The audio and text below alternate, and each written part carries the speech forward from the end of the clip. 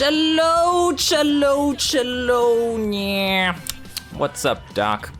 What's up, Bryce? And what's up, JP? Happy New Year, yeah.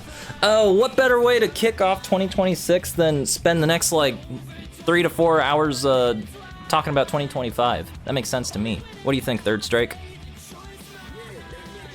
Yeah. I think that was barely audible. Did my face cam just break on me? Like, just in time for this? It certainly did.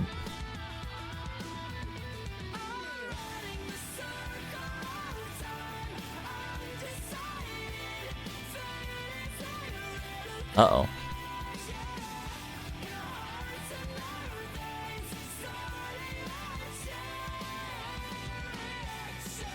Oh, that's way too close. My face cam just decided to break. Cool. That makes sense. Alright, time to fix something. Oh yeah! 2026. Kicking off right.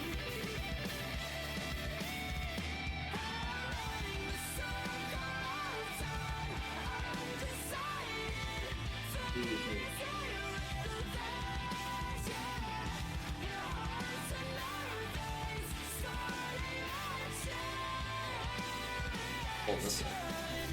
Ugh. It was working. Let's see.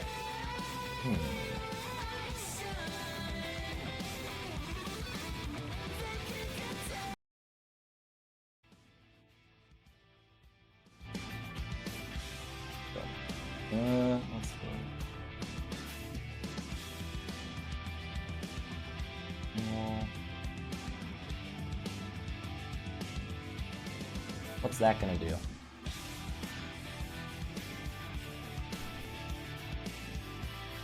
Can I futz with that? Nope. How about this? What's that gonna do? Can I futz with this? Nope. How about on the left?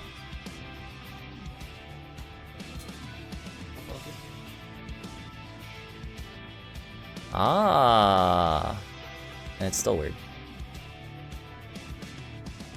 It doesn't want to go beyond that threshold. That's weird as hell. It hates me.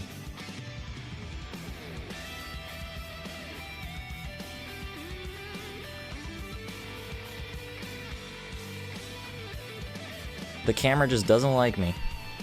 That's cool. That especially makes sense, considering how much time I spent to put it in focus. Oh, okay. I set the camera further back.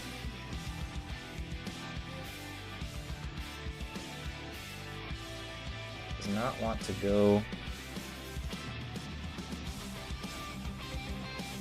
on my face. Huh.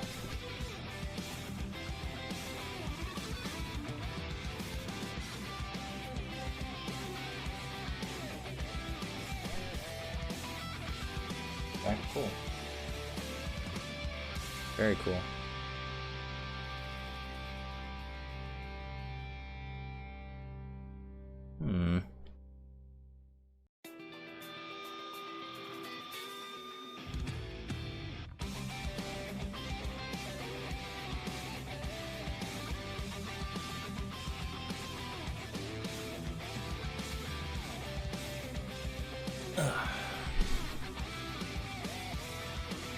What if I do this? Oh.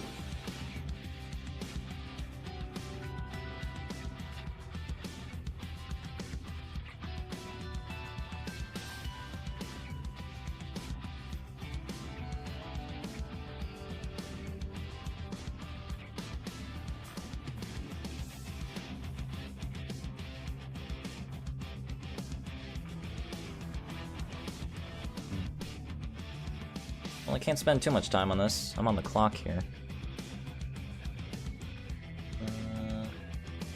By the way,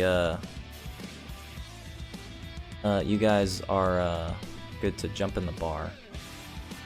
you want to join the discussion. Doc, quick, give me your game. Everyone, give me your personal game of the year this year or last year, technically. For you, for 2025, what was the best? That's so fucking weird. Why it just refuses to go.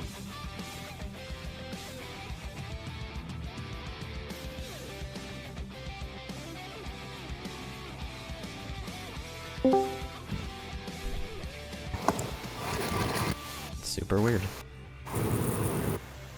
Oh, why does it put me at the bottom? Okay. What's up, Bird? Silk Song comes out. Everyone's like, "Oh my god!" They could charge a fortune. What do they charge? 20. Go Silk Song. Bam.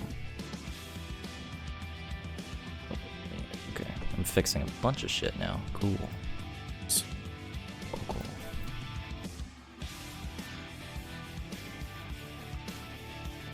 Okay. I hope that fucking sets a standard for pricing. It won't, but I can hope. All right. After this.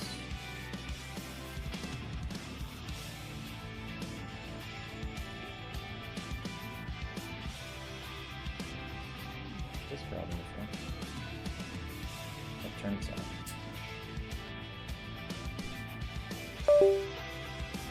on. All right.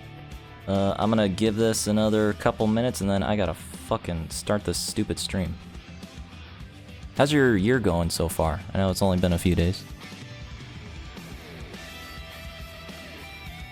Well, world hasn't blown up yet, so guess go okay. Fuck yeah.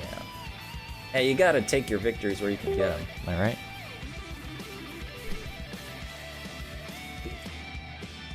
Does your webcam have an automatic witness protection feature? You know, that wasn't in the brochure.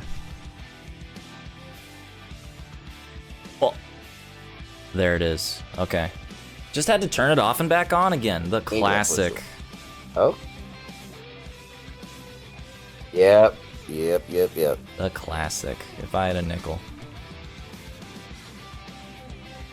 Not in, like, technical, IT stuff, but he does a lot of work with technology, and he's like, there's a reason we say turn it off and back on again, because 80% of the time, it fixes the problem. It fixes the problem. Oh, lordy. I can't wait for it to break midstream. If that happens again, Yep, screw there it. you go. Pop, I'm just going to become witness protection man.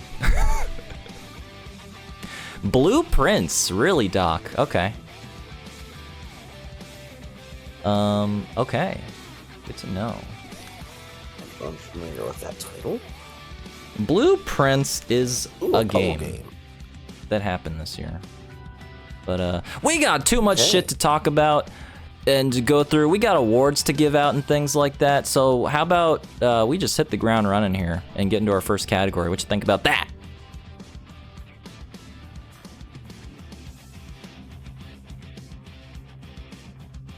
We're doing it.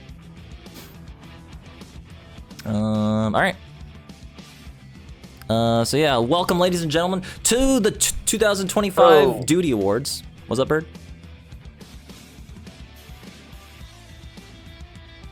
Oh, they were good. I just heard it. Put it up. Welcome to the 2025 Doodie Awards. I'm your host, Michael Dude. And joining me are going to be like any manner of guests that might want to pass through the bar to talk about games and stuff in the last year, technically, 5 days ago. You know, I wait for the entire year to elapse before I go over this. Unlike some people that want to jump ahead and, you know, they blow it way too early, right? The year's not even over yet. There's still so many mediocre things that have like a couple weeks to come out before you want to do your game shows or whatever. So here we go. And also, thanks again for the resub, Doc, you son of a bitch. But let's get into our first category here, because there's a lot to get through tonight. And I figure you know, games can be perceived in a lot of different ways. Many people play them for many different reasons. But I wanted to narrow in on one area specifically, that is art. The artwork of video games. The art of the medium, right? There was some pretty cool art in video games this year. If I might say so. So let's zero in. Let's just get out of this category. First category of the Doodie Awards, the Art Doodie. Here are the nominees: Claire Obscure, Expedition 33. Wait. Sorry, that was embarrassing. Getting a phone call here. Sorry. 1 second. I know. I've been pausing the stream a lot here. This is very important. Yes, hello? There we go. Yes, we're live right now. Yeah, we're going over the art category right now. Yeah, live. It's first nominee is Expedition 33. Wait, sorry. Oh, that's my bad. Okay, yeah, no, I completely understand. Yeah, it's honest mistake. Yeah, I'll fix that right away. Appreciate you. All right, love you. Bye. Okay, that's my bad, you guys. That's my bad. Okay, so it turns out Claire Obscure Expedition 33 for the Art Doodie category. Turns out it was just a placeholder. It's not actually a finalized nominee for the category this year. So we will be removing that as soon as possible. That's my apologies. The first actual nominee, Ghost of Yote. There it is. All right. The first nominee for the Art Doodie goes to Ghost of Yote. That was an embarrassing mistake on my part. Hollow Knight Silk Song. Hades 2. Death Stranding 2. Who was that on the phone, Mike? Was that your best friend Hideo Kojima? I'm not at liberty to disclose such information. And Sword of the Sea. I see. Those are our nominees for the Art Doodie. What do you think about those nominees, Bird? These look nice. I mean, if you couldn't tell from my Game of the Year pick, I am partial to Silksong. I do really like the artwork from both it and Hollow Knight. Sword of the Sea, I have not played it, but I did play Journey, so that's also artwork that kind of tickles my fancy. Giant Squid's pretty good at that art thing. I'm not big into 3D style stuff. That's not to... Indeed, that's not to diminish the quality of work that was done on, like Ghost of Yote and Death Stranding. Just that's not, my thing. What really appeals to me. For sure. There's definitely an argument to be made for all of these games that are clearly far and away like just in some cases masterclasses in their particular form of art style in video games. Like look at Silksong, how long it took for them to make all of the art in that game, right? It was like certainly lovingly crafted. Where's Mario Paint 2? You're gonna have to make it yourself. Forgive me for forgetting Hades. And Hades too, absolutely. Yes, someone who's played both Bastion and Transistor, and I have Hades, just haven't gotten around to playing it. Supergiant does excellent work with their art style. Yeah, they freaking knocked it out of the park again and made a lot of characters with personality that we may be discussing later. Yes, I have seen that. Very excellent personality. But anyway, this is about the art. It's all about art for now. And yeah, also I have to give it up to Death Stranding 2 on the beach. That is, you can definitely see the artist's hand at work at every level of that game, including Yoji Shinkawa. Looks like frickin' Yoji Shinkawa ass art, as he is wont to do. I don't think I've seen any Bone of My Sword of the Sea gameplay. I see what you did there, JP. Oh. Is Hades 2 even out yet? I think it's still in early access. It's officially like a full-blown game. This is not a... We're not getting into that early access, early demo, early whatever BS yet. But we'll get there. Don't you wait. Anyway. You mean we're not nominating? Oh, yeah, okay. Oh. Oh. We'll get there. Anyway. How about we go ahead and decide our first winner of the Doodie Awards? Because, you know, I've heard the criticisms, I've taken the feedback, and I understand. You know, there were some complaints after last year especially, that maybe some of the winners weren't fairly decided upon, or you know, there was improvements to be made. So I found a better system of deciding a winner.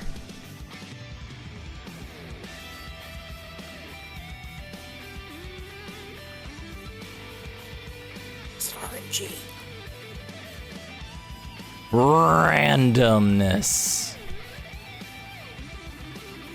So let's do it. Yeah, dice roll. Let's go. Let us decide. Thing we know about chaos. It's fair. Decide the destiny with chaos, as we can only truly hope for. The Doodie for Art 2025.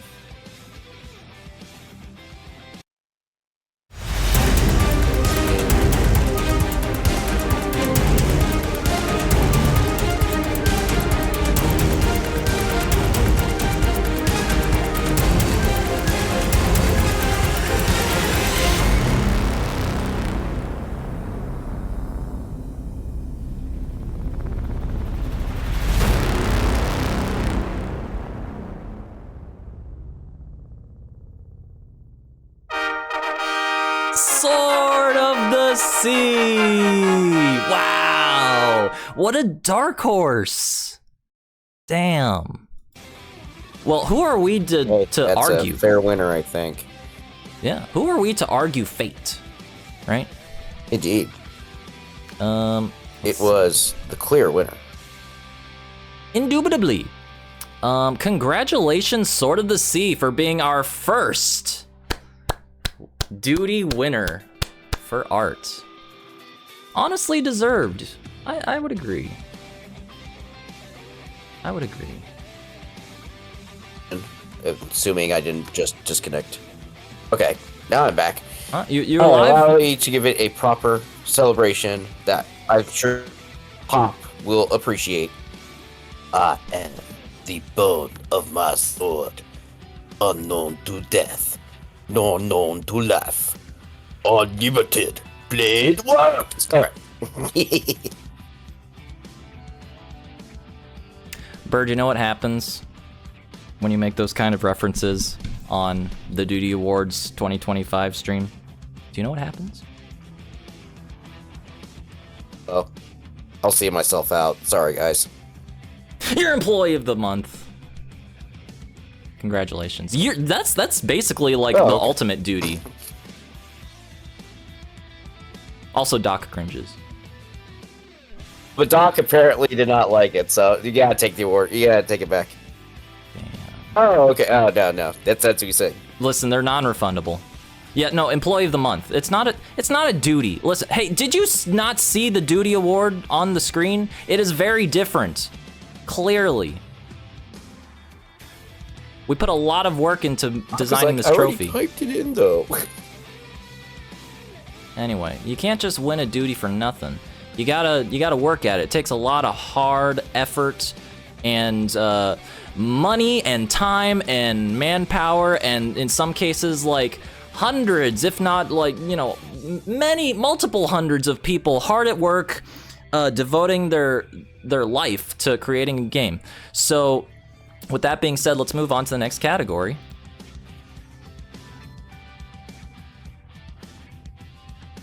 That's not the next category. Streamer bait. which is one of my personal favorite categories.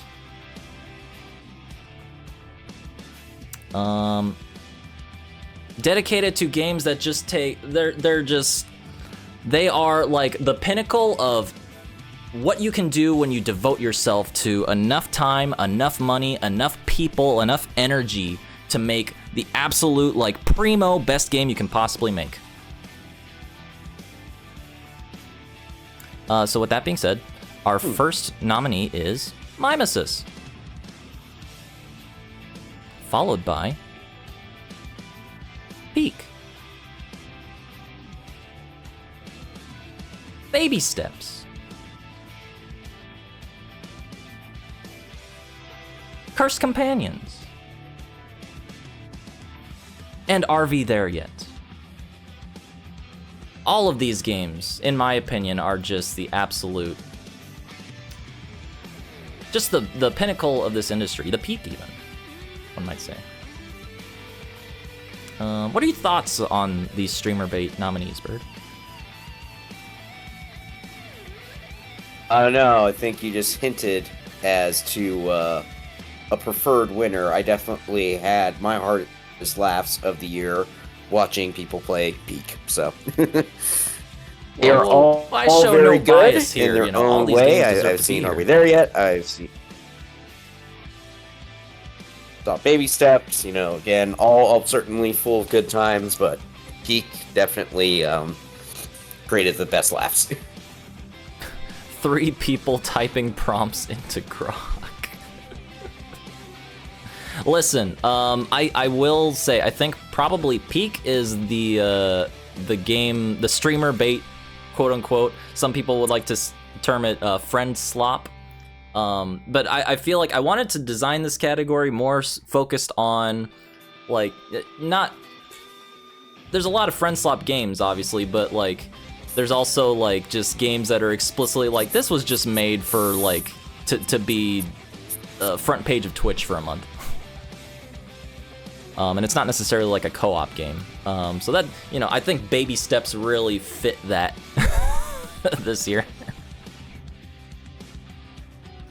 But obviously a lot of them are co-op. And I think it's just a testament to, like, you know, people like co-op games. You know, people like playing with each other. So, I think you saw, obviously, like, things like Among Us and Lethal Company really, like, set the video game community on fire with just, like, we're just gonna make games on the cheap, and just like, it's all about hanging out with your friends, and that kind of just fits right in with streaming as a platform. So it kind of just ended up going hand in hand. But I also like making games affordable. Yeah, it's a good thing. You know, it turns out we're not all made of money. As well dressed as I seem, you know, listen, this suit was not cheap, let me tell you. Oh man. And you know, I have to make my selections very, very diligently. But not everyone has that luxury, all right? So sometimes you just need to have a game that's like, you know, maybe 10 to 15 to 20 bucks, you know, just like throw in your allowance for the week, and then you know, get a nice little experience. What's this Wii business? But all these games really deserve to be here. Mimesis in particular. So this is pretty, I would say this is maybe one of the weaker nominations here, but it's mostly just because, like, it is very derivative of both, like, Lethal Company and Repo. But that being said, it does kind of feel like a cool combination of the two as concepts. Yeah,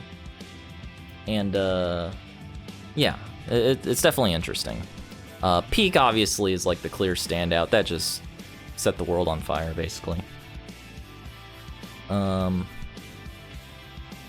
Cursed Companions is also like pretty derivative, but it actually has this really cool like gimmick to it with using voice.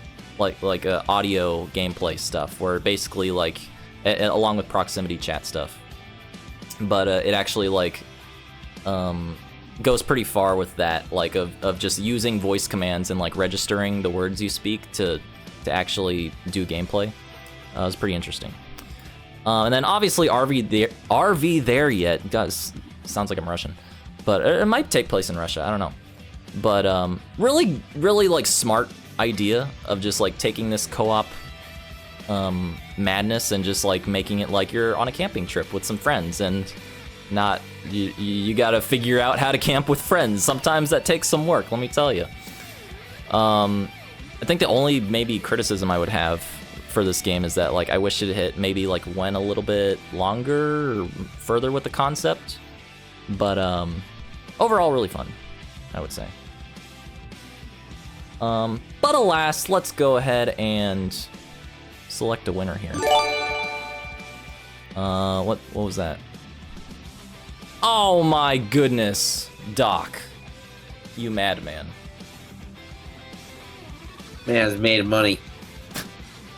He's been holding out on us, Mike.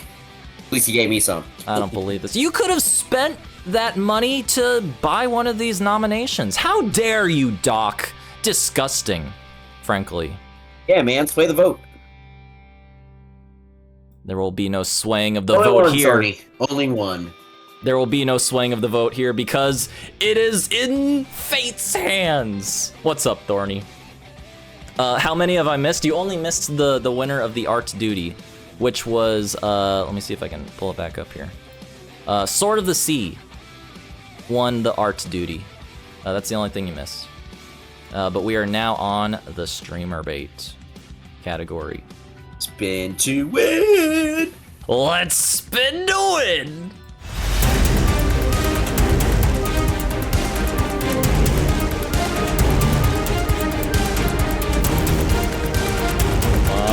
Peek, peek.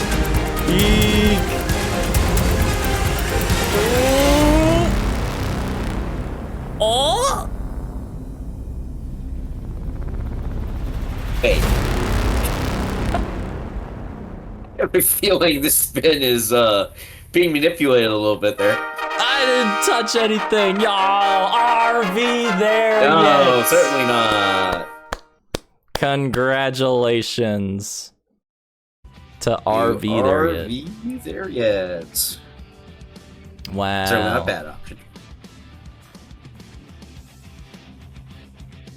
Winner of the Streamer Bait Duty. Congratulations. Honestly, you know what? This game kind of like caught fire a little bit when it was and especially now, I feel like the friend slop / streamer bait, you know, idea is like it's starting to get a little bit tired, and you know, a lot of games are getting, you know, there's a lot of hit or miss ones. This one had like kind of a neat idea with it, with like, okay, so camping, right? And that can be hard. And then it like it deviates into like sort of like get all the way to the finish line kind of a game. And there's all these obstacles, so it turns into like an obstacle course, similar to like, you know, you have with Peak or Baby Steps. But then also it just gets like really, really zany. If you've played the full game, you understand, like it gets really wild the later and the longer you play it. So yeah, well deserved. Very, very cool streamer bait game.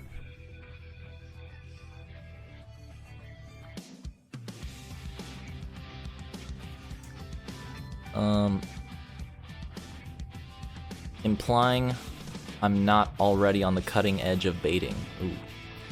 If I had have known that the duties were tonight, I would have dressed up, flown into town, presented an award. Oh, man. Well, I will say, you know, you could. Minus... oh, wait, maybe you're out of town. Never mind. It's never too late. It's never too late. I'm gonna be going for at least the next, like, 3.5 hours. So you got time. Also, Sir Dan, and Bird. All of you guys could just show up, you know, ready to go and just, like, take over the stream if you really wanted to. Wearing your Mega Man Yi t-shirt? Hell yeah, Dan. Hey man, I've looked into Baltimore to Dallas flights. They are not cheap.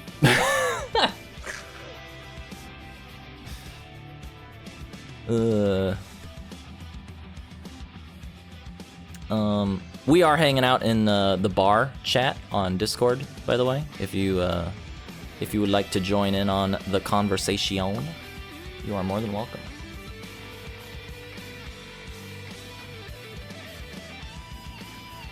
But how's about we move on to the next category here? And I think this one will have plenty to talk about.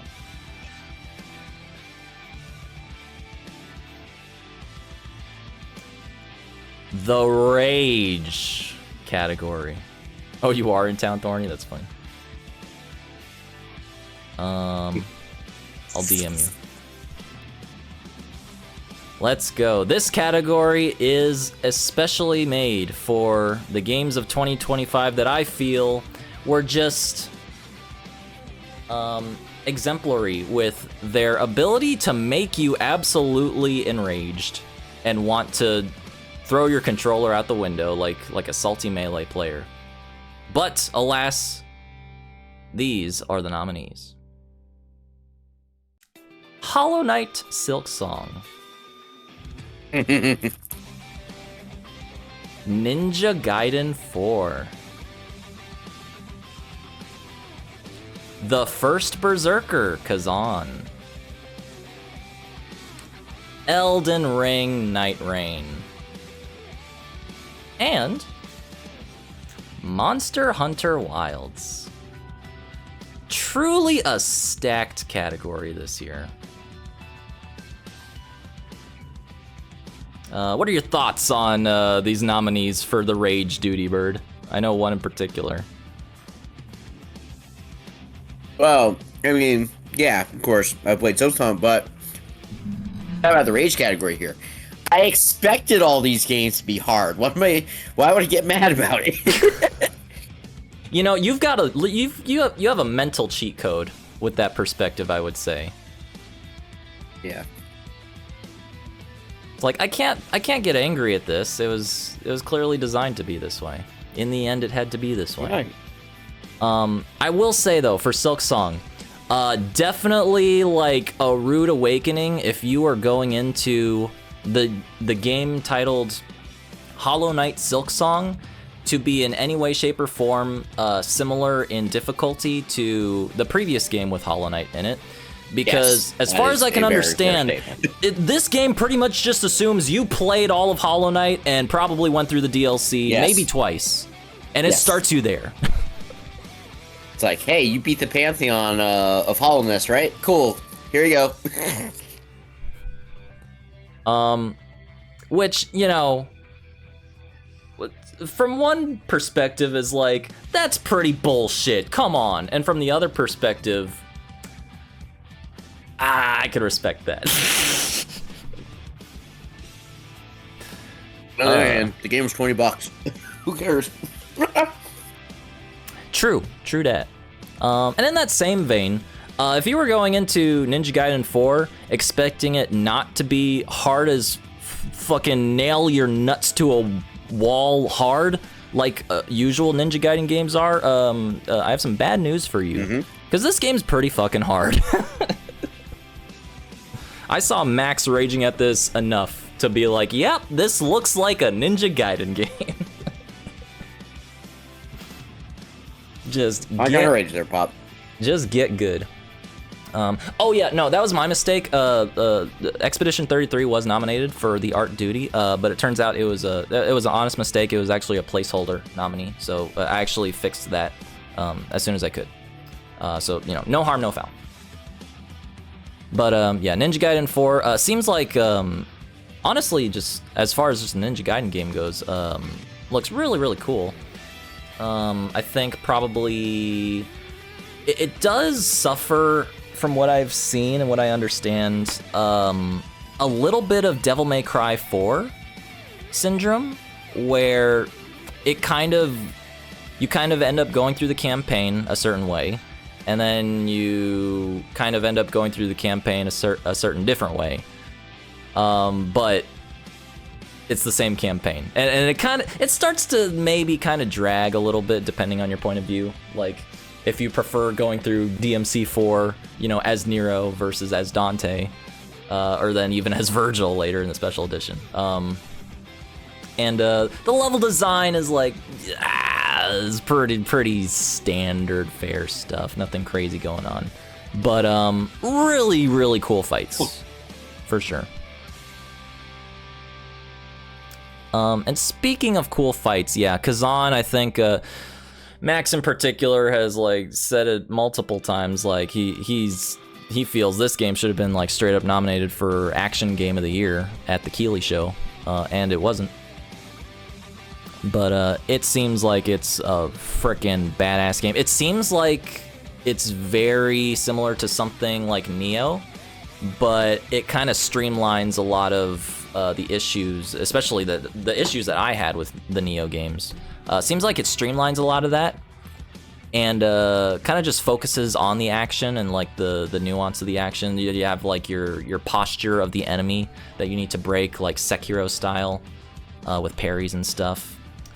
The levels are pretty cool. The enemies can be pretty tough, and then like the bosses, there's a lot of just like frickin' super cool, like just set piece badass bosses like you'd see in a Souls game. And badass music. Dark Souls with anime appeal, absolutely. I think that's an appropriate comparison to make. Speaking of Dark Souls appeal, I think Night Rain definitely kind of turned into, yo, what's up, Scent of Decay? 14 months? That's way too much. You need to, I can refund those. If you need me to. If you guys don't know Scent of Decay, she's pretty cool. I hope this works. Okay, cool. The Nightbot still works. One of my bots said, like, this bot's not really working. You need to fix that. Anyway, go check her out. She's She's a cool skeleton lady. That's all you need to know. Just go watch. You'll understand soon enough. It's too late. The deed has been done. Hey! Thorny, what the hell do you think you're doing?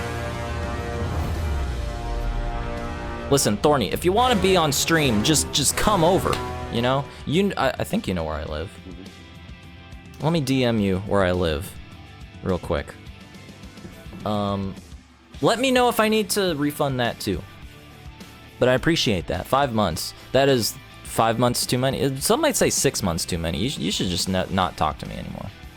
It's a little cringe. I'm way too cringe. You shouldn't be doing this, but I appreciate it. Rebranding as a school.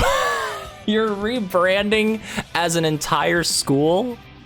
What do you have to say about that, Third Strike? Yeah, that makes sense. Okay. Interesting. Being a menace in your award show, no clue where you live. Cooking dinner. Okay. Well, the least you could do is tell me what you're cooking for dinner, Horny. You gotta tell me. Otherwise, stream's over. Anyway, Night Rain. So you guys need to calm down now. Night Rain. I'll admit I wasn't too hot on this game at the start. Kind of just felt like it was just gonna be like a glorified DLC kind of a thing for Elden Ring. But I will admit, I am now at the point where I want to buy it. It's pretty much turned into, it's had so much content now that it's kind of just turned into its own thing. And it kind of like took off with the online co-op element that has always kind of been a part of Dark Souls, but it's never really felt like it's the clear focus of a Dark Souls game. You always have that single player campaign experience as like the main appeal, and then a bunch of online stuff on the side, like interwoven with it. This game just feels like, nah, online Souls nerds, get in here. That's what this is. And it seems pretty cool at doing that. Baracho beans, okay, nice. I gotta have your beans sometime, Thorny. Yo, what's up, Logic? How are you doing? If you guys don't know Logic, what are you doing, man? I hope this isn't case sensitive. It's not, okay. You guys don't know Logic, he's a cool guy. Formerly the expert on... Don't tell me. Ninjala. Formerly a Ninjala pro. But now, just a pro. But who needs that anymore? He's just a all-around pro. Go check him out. He's worth hanging out with and talking to. He's a smart guy. Just go. Don't leave the stream right now, but you know what I mean. Anyway, hope you're having a nice 2026 so far, dude. He is just a regular guy, I think.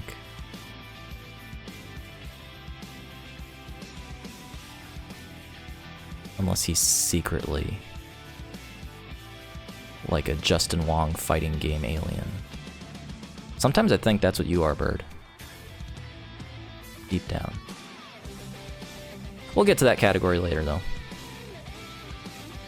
And our final nominee, obviously, is Monster Hunter Wilds.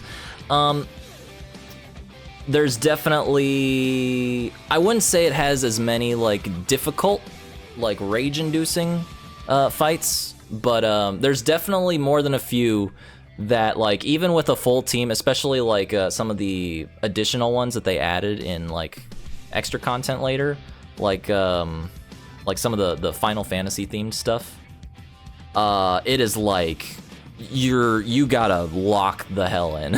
You cannot just go into it willy-nilly, let alone like a single player experience, because like I think there's stuff to be talked about with this a little bit later as far as the balance goes, but there's some genuinely rage-inducing stuff in Wilds. It's been great. Hope it's been well for you. So far, so good. What am I talking about? My camera already broke. As soon as I turned the stream up, this year sucks already. Anyway, let's just get this nominee over with.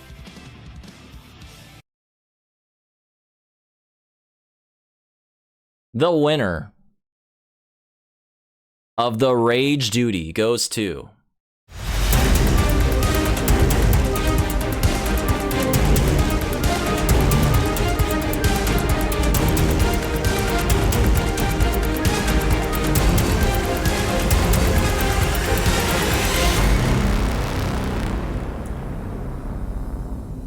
Ooh.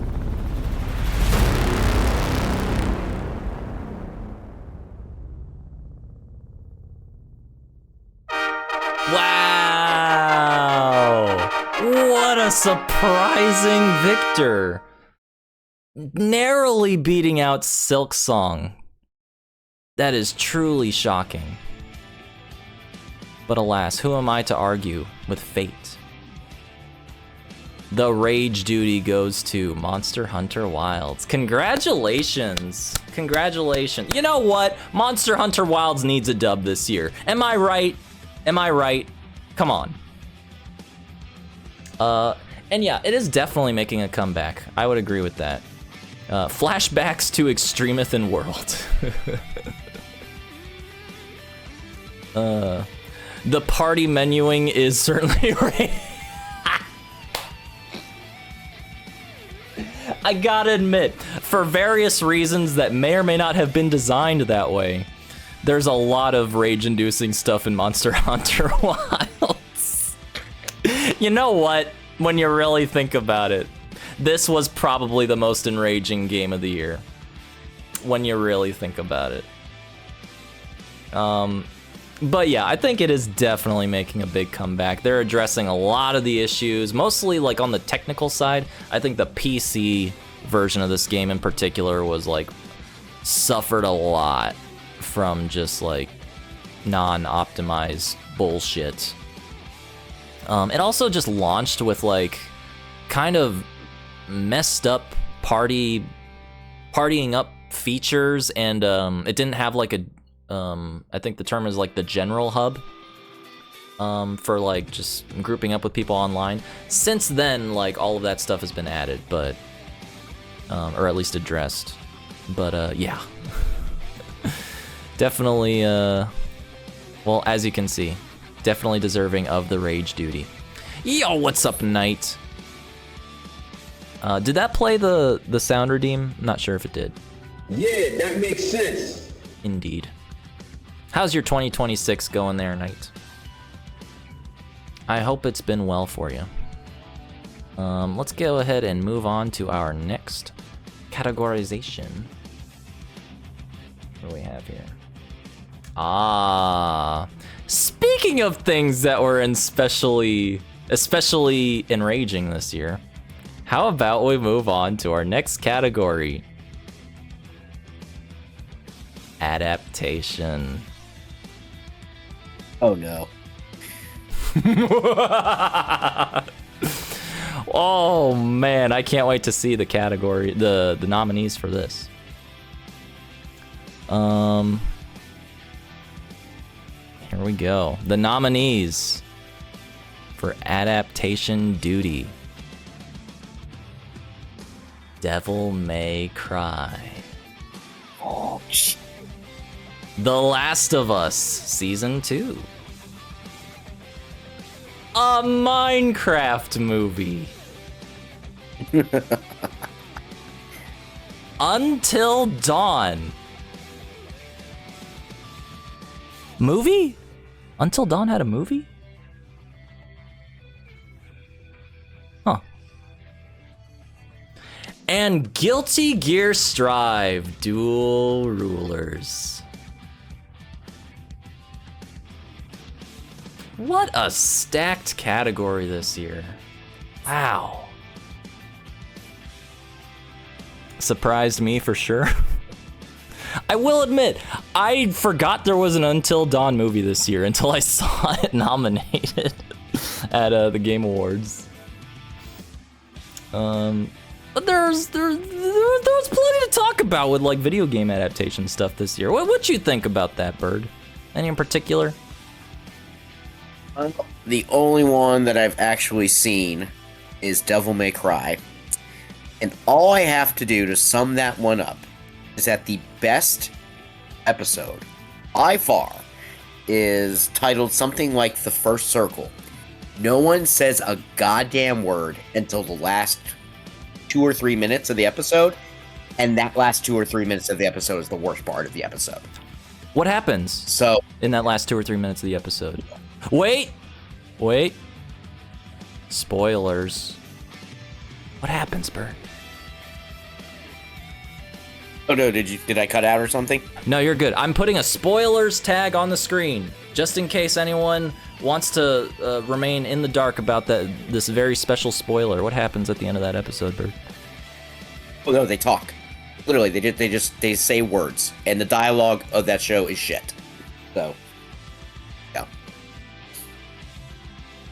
I see. You know, it's hard to argue.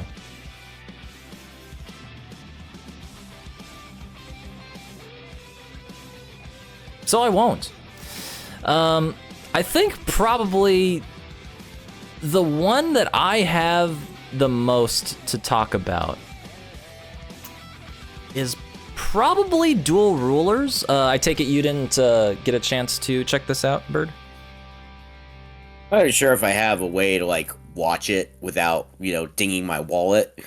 But I mean, Strive has already done so much to me. Like, why should I care? Fair enough. You know what? That is very fair. Yeah, shout out to Kevin Conroy in Devil May Cry as well. He was that was a highlight. Gotta give that to Devil May Cry. Kevin Conroy, always a treat. Basically just like pretty much playing the exact kind of a character you would want him to play too. Just like old, mean ass old man doing his thing in the show. And yeah, but yeah, get back to Dual Rulers. I will say, as far as like Guilty Gear focused stories go, I would say it is honestly in the running for the most coherent Guilty Gear story. But that makes it bad. In order to have a good anime story, it needs to be confusing as fuck. It's not confusing enough. You're right. So it's not really Guilty Gear when you think about it. Pretty much like, I'll just give the cliff notes here. Spoilers. You don't want to be spoiled on the critically acclaimed Guilty Gear Strive Dual Rulers. It's pretty much just like, hey, you know the Crusades? Those are pretty cool. Let's just make this about the Crusades, and then it kind of just goes from there. Basically. And then it kind of just weaves in some like, hey, remember Future Trunks from Dragon Ball? Yeah, hey, ooh. And then it just kind of goes off the rails towards the end. Honestly, I feel like my only real criticisms of it were like, similarly to Devil May Cry by the end of it, it didn't go far enough with the fights, especially for something that's supposed to be like a fighting game show. Like, you want those fights to just like frickin' be memorable as hell. And it didn't really, like, it kind of, there's like a couple that are like neat ideas, but yeah, just like the animation is like trying to do some cool stuff, but yeah, it doesn't really go far enough. Would it be accurate to say it wasn't all that much better from the cutscenes that were in Strive story mode? I mean, they were definitely clearly better quality than that, but like, I would hope. A lot of the I will say a lot of the show almost starts to give you that vibe. Like, this kind of just feels like I'm watching like story mode cutscenes in Strive a little bit. Hey man, shout out to Bill Wirt's History of the World, I guess, because we were talking about Crusades. And they had many Crusades, some of which almost didn't fail. But I would say also that was like a criticism I had by the end of Devil May Cry. Like there was like maybe one or two action sequences in the show that were also like really cool as a concept and an idea. And like the animation is trying to like do what it can with the like the visual style that it has being like 2D. And then like trying to like play with it in some like cool 3D ways. Oh yeah, let me take this off the screen. It's not really spoilery. And like it's really trying, but like the you can tell like the direction of it just like doesn't really go far enough to make you feel like you're watching cutscene Dante do cool cutscene Dante things. Oh my goodness, this is the first time I've heard of this. I still haven't watched Netflix. Increased my premiums? Oh god. I'm sorry, Logic. Last of Us Season 2. I didn't hear a lot about this. I kind of just generally avoid The Last of Us, I'll be honest. Yeah. Is that a crime? I did hear enough about a Minecraft movie, though. I heard plenty enough. Yeah. You know,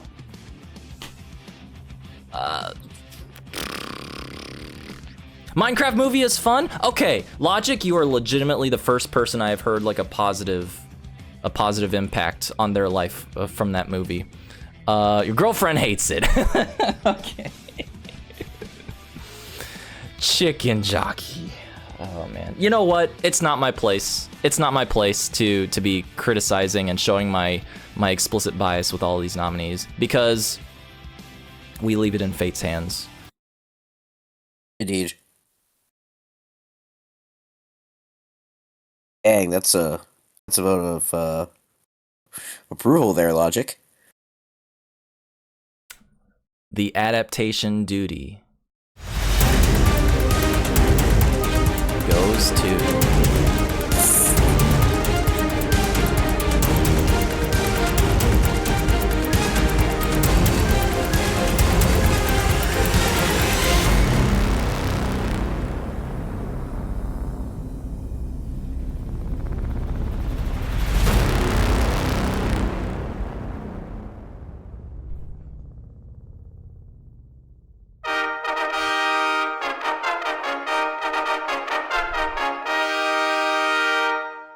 Oh my God. I can't believe it. The winner is Sonic the Hedgehog 3. Yeah! I am all that I am, all of me. Because how dare you snub this movie from Adaptation of the Year, Mr. Keeley? It deserves its time in the sun. Follow your rainbow. Because he is all that he is all he is. And he is the most powerful creature in the universe, and you will not besmirch his name.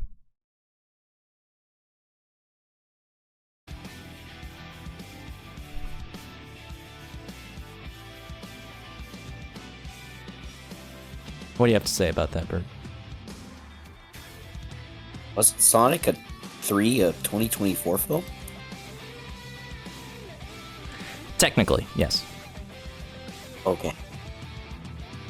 But it was snubbed because it comes out kind of late in December, and we don't want to get all like we don't want to halt the Keeley show just to show this.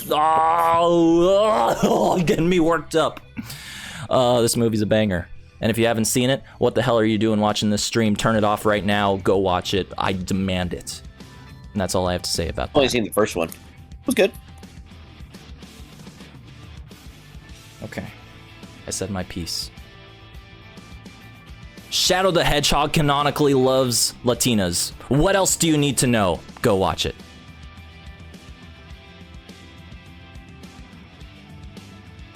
Okay. Whew. All right, I felt like I have lived and learned things already with this stream.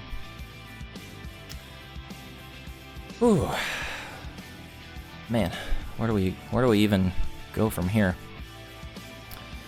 How about this?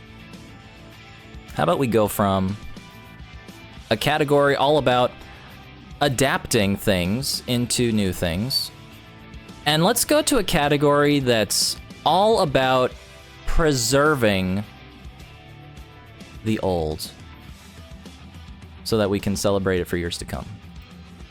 The preservation category. Love that our shared brain cell went to the same place. The preservation category nominees are Final Fantasy Tactics, The Evil East Chronicles, Tony Hawk's Pro Skater 3+4, Metal Gear Solid Delta, Snake Eater. Because we don't have enough Kojima nominees this year. Yuka Replayly. Kind of slept on. Raito Remastered, The Mystery of the Soulless Army. Because who asked? Nobody, but who cares? Here it is. And Capcom Fighting Collection 2.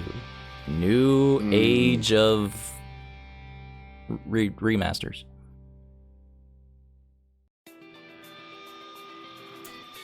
I think that's a pretty stacked category. What you think? What you think, Bird?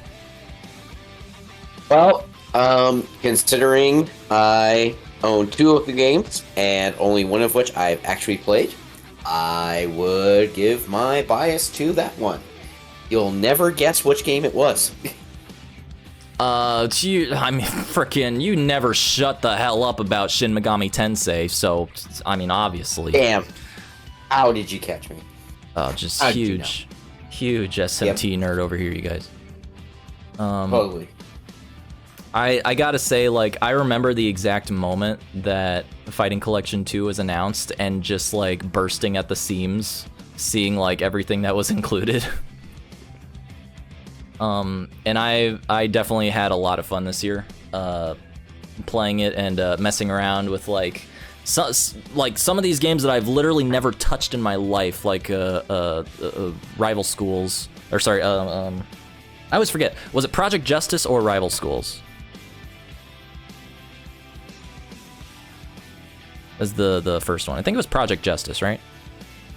Yes, Project Jump. Yeah. Literally have never touched that game.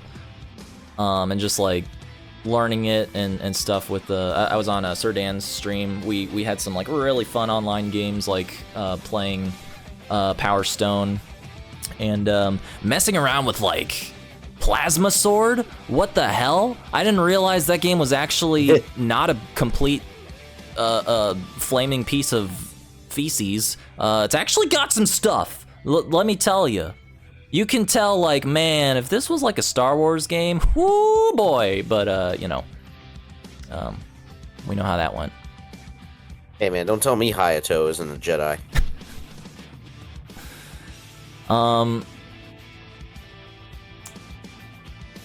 Yeah, and then obviously, like, you have Final Fantasy Tactics, finally. Everybody rumored, nobody believed, but now you see it's true. The Evil East Chronicles. The Final Fantasy Tactics re-release is finally here. And I gotta say, they did a pretty fucking good job. I assume this was the other one you're talking about? As the other game I currently own, but have not played yet. So Yeah. gotta find time to devote a portion of my life. Yeah, it's definitely not... you can sink your teeth into it, that's for sure. Is the Switch 2 Virtual Console on here? No. I will say, like, I think it's really cool, in particular, how they, like, included both ways of playing the game. Like, you can play, like, the older style, but then, like, have the newer sort of like remastered visuals style of it, you know, so you can just do, you can go through it however you want. And then like obviously the huge like addition of the voice acting, right? Just like you get really cool performances from like Ben Starr, and like they really went above and beyond to like put all of that text into audio format. Yo! Appreciate that gift sub to Bryce there, Mr. Night After Work. You remember Joan of Arc? Isn't that a Yu-Gi-Oh card? But it's probably it's also a tactics style game. That rings a bell. It does ring a bell. I can't quite remember it though. Damn, with the 9 gifted subs, you crazy person. I could come down there right now, but and like tell you, hey, don't do that, but I appreciate it. Yeah, a lot of care went into this re-release. I think like maybe like the only little criticisms might have been like the issues regarding the War of the Lions content that is like not represented here, but like it's like, you know, I think that's like an acceptable omission, and like the stories that like came out subsequently during this game's promotion about like sort of like the specifics of why there were like differences with War of the Lions and stuff like that, and why that was not just re-released like in the past years or whatever, was pretty interesting. I won't go into all the nitty-gritty of it here, but yeah, very excellent remake of this game, or remaster, just preservation, right? Because that's the idea here. From what I understand of Tony Hawk's Pro Skater 3 and 4, it does a pretty, I will say, it does a pretty darn good job of preserving Tony Hawk's Pro Skater 3, which I will admit, like, that's pretty much the only Pro Skater game that I have substantial time with or experience with. I have like touched a myriad of the other Tony Hawk games, but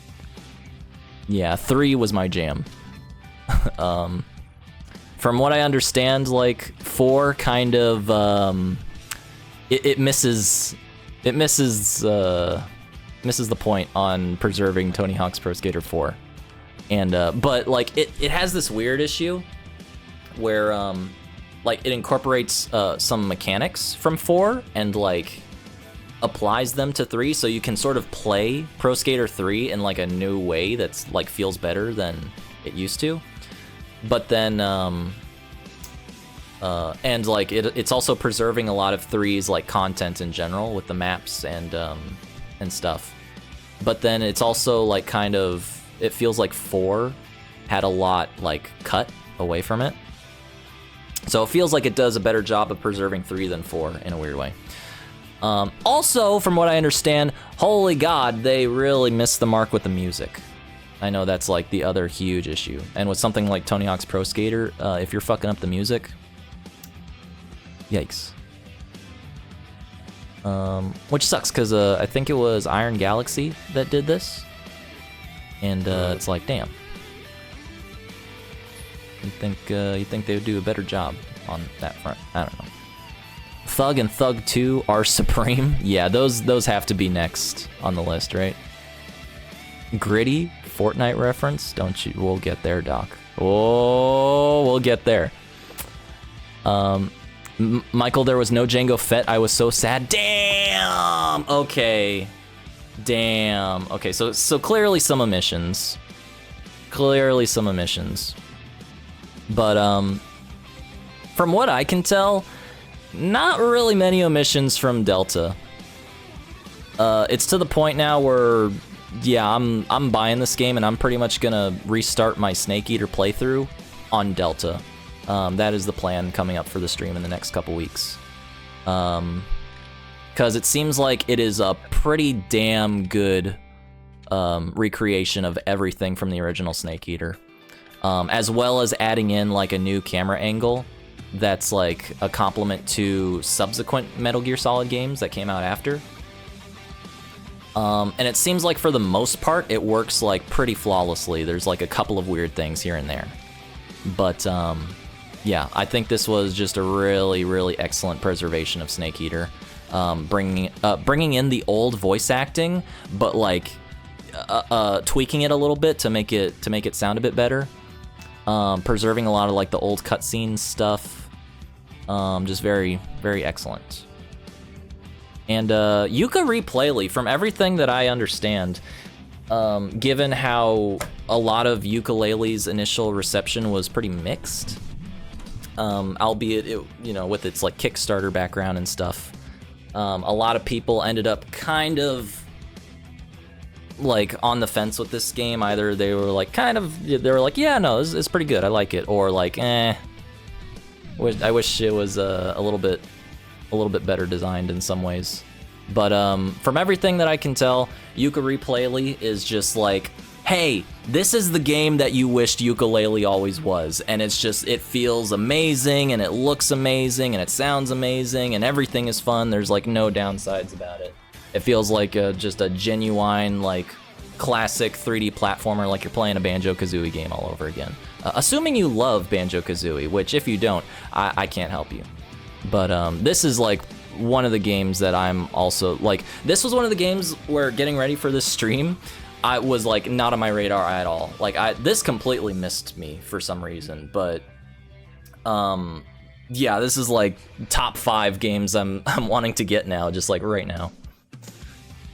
I still have the HD collection from the PS3. Not sure if I should feel good about that. Oh, for Metal Gear?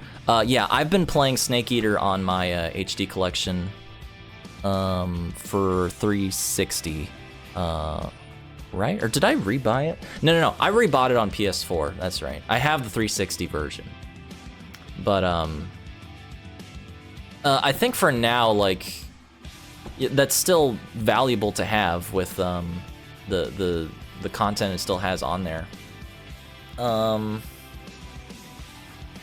would be more so interested with, like, given how much work went into recreating Snake Eater and how good of a job that they did with it, if they would devote this kind of attention to possibly a Metal Gear Solid 4. which, if you ask anybody who's played Metal Gear Solid 4, there's some good in that game, but there's a lot of bad. And if you were to like recreate a Metal Gear Solid 4 and maybe address a lot of that bad, it could be pretty cool. But yeah, Yuka Replay, absolute baller remaster this year. Got on Switch 2, looking forward to getting around to it. Shout out to devs for putting it on fully physical Switch 2 carts, not a game key card. Hell yeah. Yo, what is this game key card stuff that's going on? What? What is happening? And I think the only real thing to talk about with Raito is like, it is a really good remaster of the old game, and like incorporates a lot of the quality of life and new age SMT Persona stuff that you would want to be there, especially with like Demon Fusion. But it still kind of suffers from the fact that it is like trying to adhere to the old game as much as possible. If you understand like SMT games, it's pretty much like, yeah, the Pokédex is still like pretty small, and it's like it's not trying to add a whole lot there. But what is there, it's like it's preserving pretty well. But yeah, enough chit chat. It's time to decide the destiny.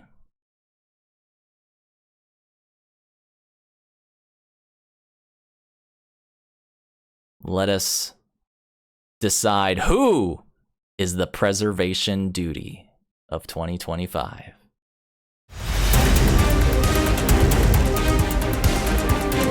Where's Riri Revengeance?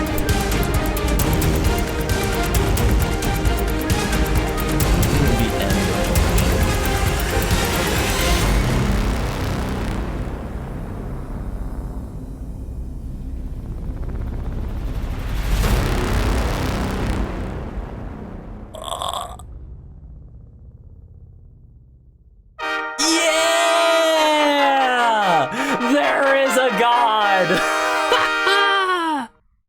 Let's go. Let's frickin' go. The preservation duty of the year goes to Capcom Fighting Collection 2. Capcom presents. Give it up. Give it up for Capcom. Wow.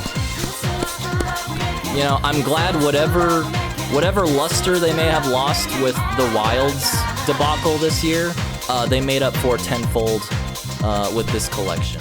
Absolute great work, Capcom. Now where's the crossplay?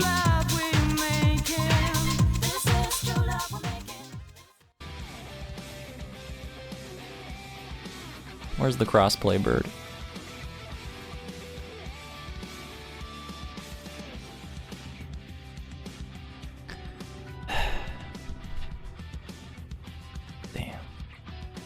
Not here. All right, well, can't be perfect. One day we will live in a world where all fighting games have crossplay and you don't have to worry about it anymore. But it is not this day. Not quite yet. Here's to 2026 and 2XKO's console release. We'll get there. We'll get there. That song's been my ringtone since like 2021. Hell yeah. The character select theme is my alarm.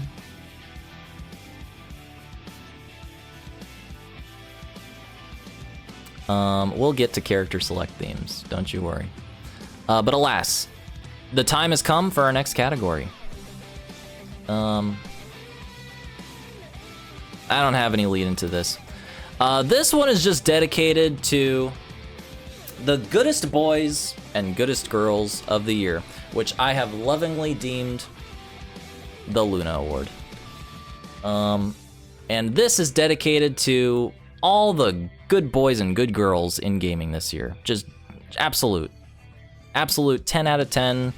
You can't go anywhere without them because they're just the goodest, and that's all there is to it.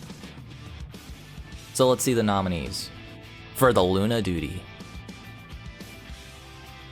Monaco, the Wolf, Goro, Lufel, The Secret, and Surratt. Those are the nominees for the Luna Award.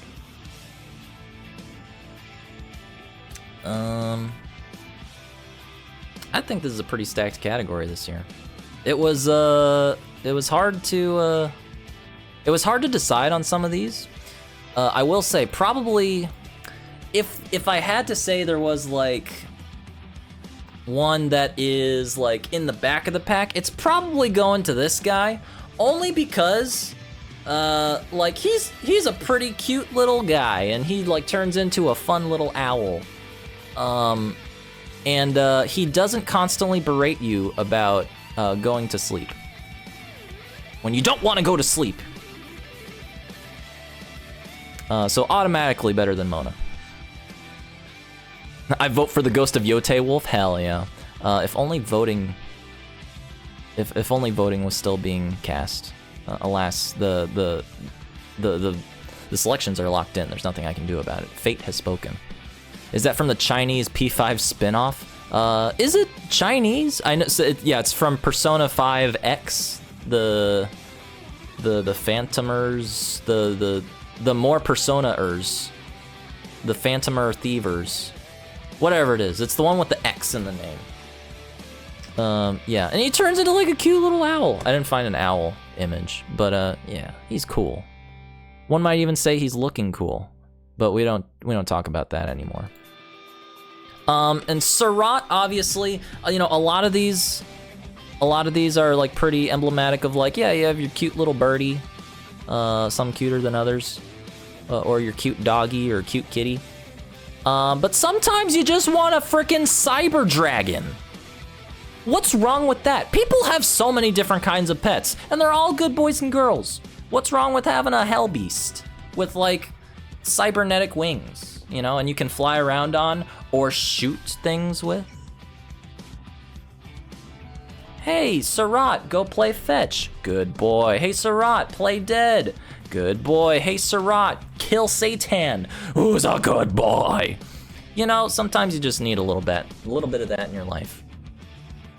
And then you have like The Secret. The Secret is I think a very cool, like if we're not carrying over the Palamute from Monster Hunter Rise as like a mount, The Secret is like a cool new direction for that, where you like, given the overall design of the world of the game, having a mount that can more easily like traverse and access like through gliding things, large areas of the map.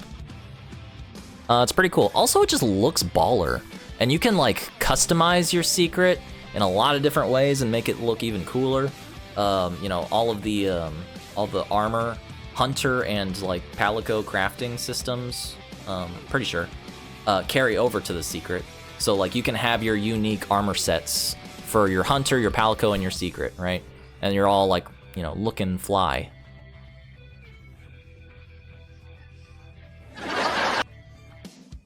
And also it carries another weapon for you, so like functionally it is pretty cool. So like you can be carrying 2 primary weapons at once, which is something the Palamute did not do.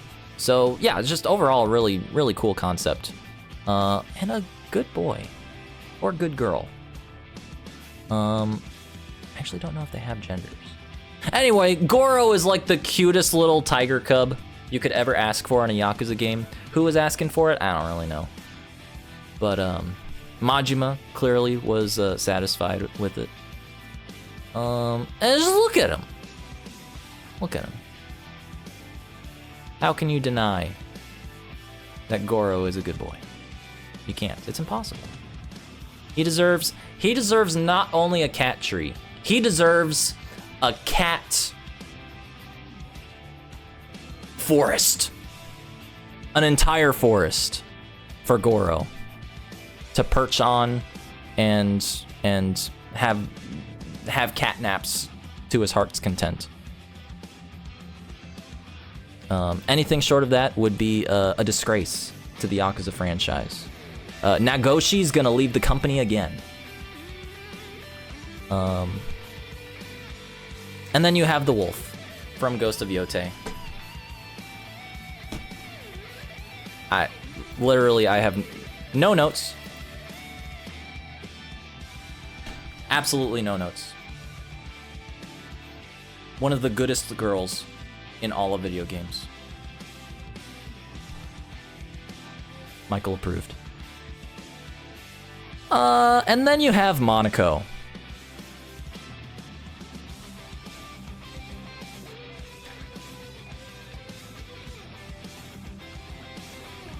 All I'm gonna say is, if you know, you know. But Monaco's a very good boy as well. So, let us decide the destiny of the goodest boy or girl. Who is walking away with the Luna Doodie?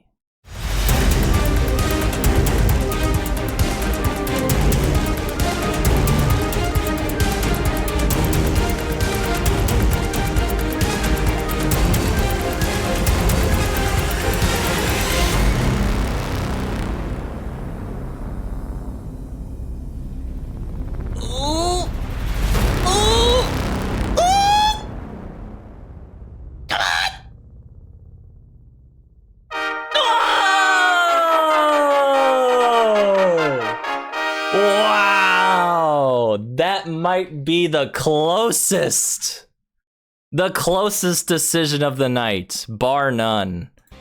Wow. The winner of the Luna Award is Monaco. Congratulations. Truly the goodest boy of 2025. Now stop obsessing over feet, you weird piece of shit. Golly.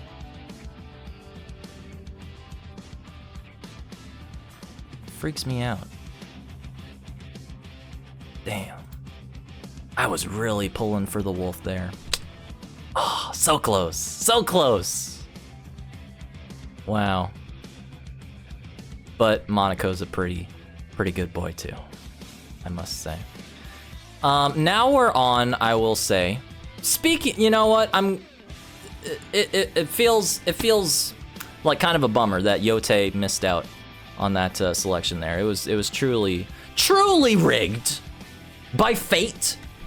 But alas, I think this is a good way to segue into our next category, which is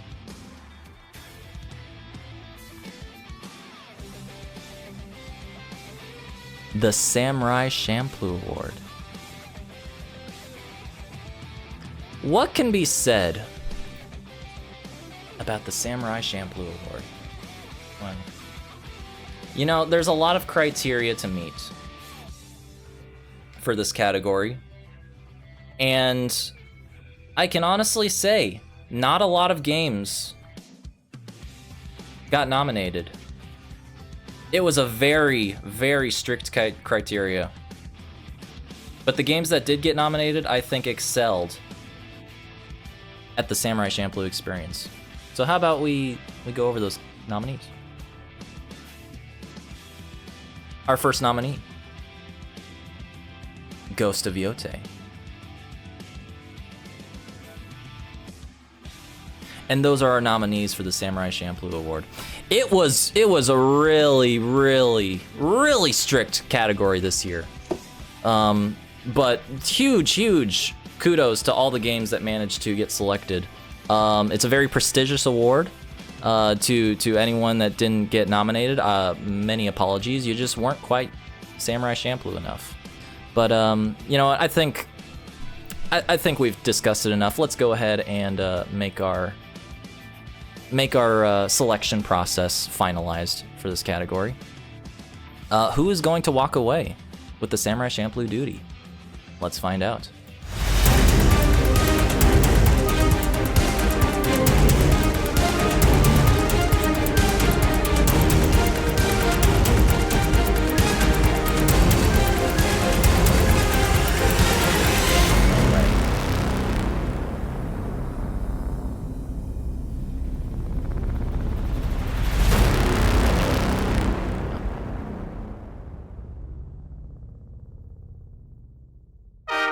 Wow! Ladies and gentlemen, the winner of the Samurai Champloo Doodie, Ghost of Yotei. Who could have guessed? Wow! Could have gone either way. It was truly a nail biter. I mean, I didn't think it would. I didn't think it would pan out, especially the way the last category ended up. Wow, Fate, you are a cruel mistress, but not without a sense of righteousness. And, you know, I gotta say, like, more than anything else, everything I've played of Ghost of Yotei so far, it's like, man, if I could ever ask for a Samurai Champloo video game, this is fucking it. Literally getting Watanabe on the soundtrack and making a soundtrack that feels like it should just be the default soundtrack of this game. Legit. I can't play it without listening to his beats. It's gotten to that point. That's just the vibe that I feel playing Yotei at this point. But also just obviously the setting and the general attitude of the writing and the direction. Everything just feels like, yeah, this is like, I'm playing a freaking samurai anime right now that's like freaking cool ass like hip hop shit going on. And it's like, absolutely amazing.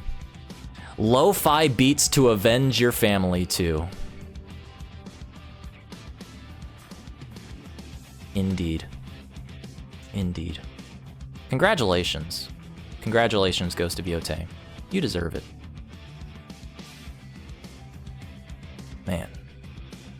That really was a nail biter. Let's see.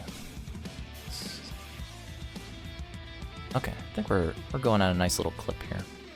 I forgot one more thing that I meant to be doing during this.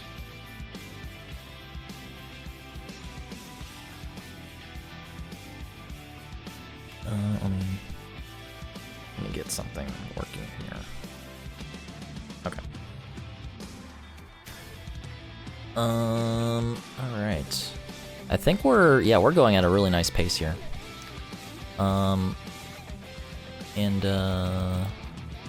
Also, once again, if anyone wants to join in on this discussion, I am available in the Discord under the bar voice channel.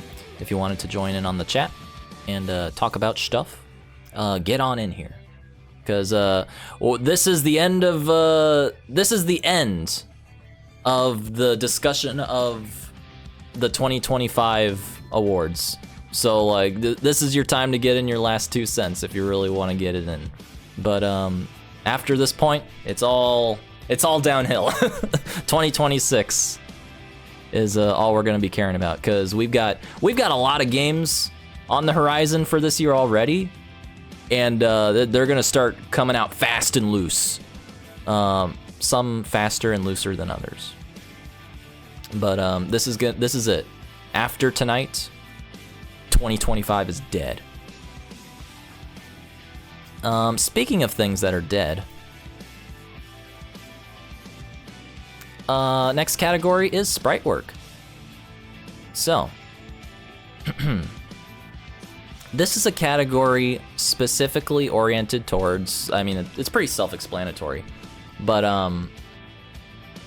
a lot of games that came out this year that were like all about like, yo, we're just gonna like show how good sprites still are and how good they can be like with gameplay. And there was like so many games that were just like really beautiful with their sprite work this year that I really wanted to put a focus on that. So the nominees are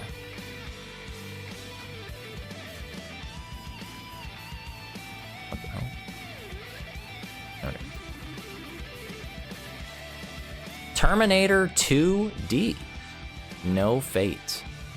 Fate? No. Marvel Cosmic Invasion. Kingdoms of the Dump. Neon Inferno. And Ninja Gaiden Ragebound. Bam. Cosmic Invasion was goated. What you know about Marvel, Logic? What do you know? Really? Come on now. Yeah, no. That game looks dope as hell. That's, man, I don't know if it's like top 5, but I think that is top 10 for me as far as like games that I didn't get to this past year that was like near the top of my list. Like I need to get into Cosmic Invasion. Because that seems like it was a really, really fucking good time. It's Marvel, but also, yeah, it's Marvel. So what the hell am I doing? Ninja Gaiden too, yeah. Ninja Gaiden especially, like, because it's so, like, man, we'll get there. But I feel like the discussion this year was constantly like, man, Ragebound or Shinobi? Like, which one do I get?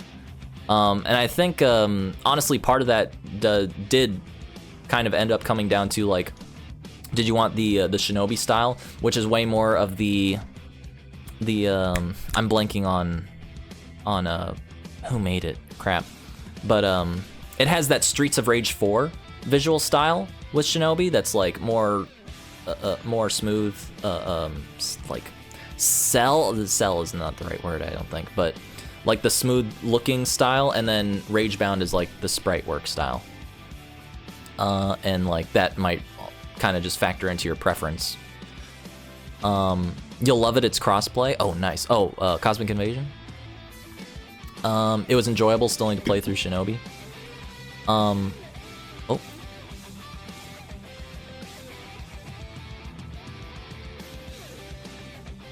Did I hear something? From what I understand too, Ragebound, pretty hard. Don't forget, it's a Ninja Gaiden game. Might not be easy.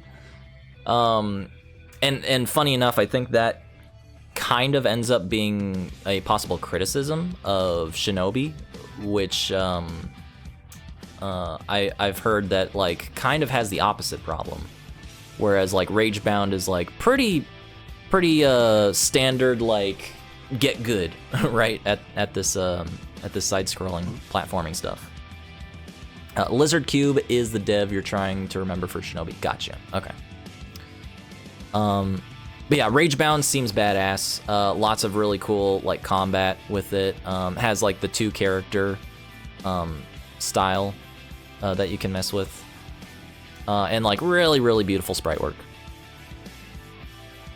From '87.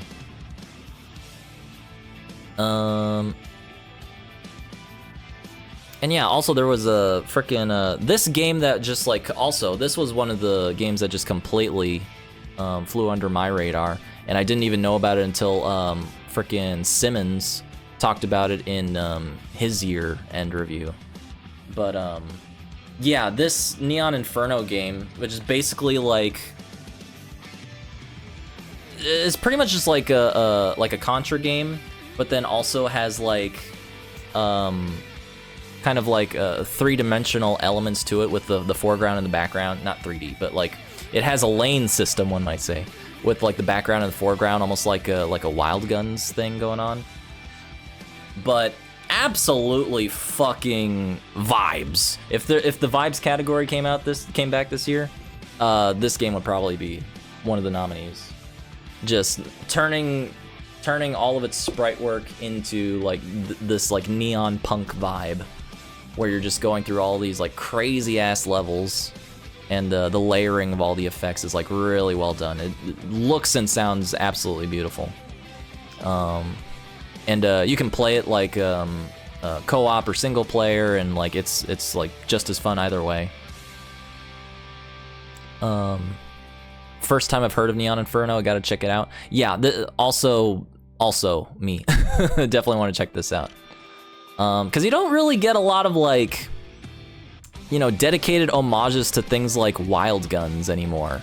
It's kind of a weird pull, but for everything I've seen, like it fucking hits it out of the park, and it's beautiful to boot. Speaking of things that are homages of yesteryear that are beautiful to boot, hey, you know what's a cool game? Chrono Trigger. Check this out. No notes.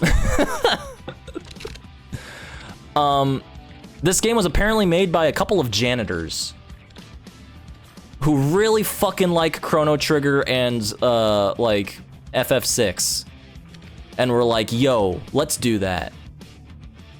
And it's fucking amazing. I think this might be in my top 5 of like games that I want to get now. Like, turn the stream off, I'm getting this game. Because it looks like an absolute incredible love letter to like Chrono Trigger and old school Final Fantasy style, and the sprite work is like just, it's so on point. It has such a fun theme with like making everything junk themed and garbage themed. The main character on the trash can guy, his name is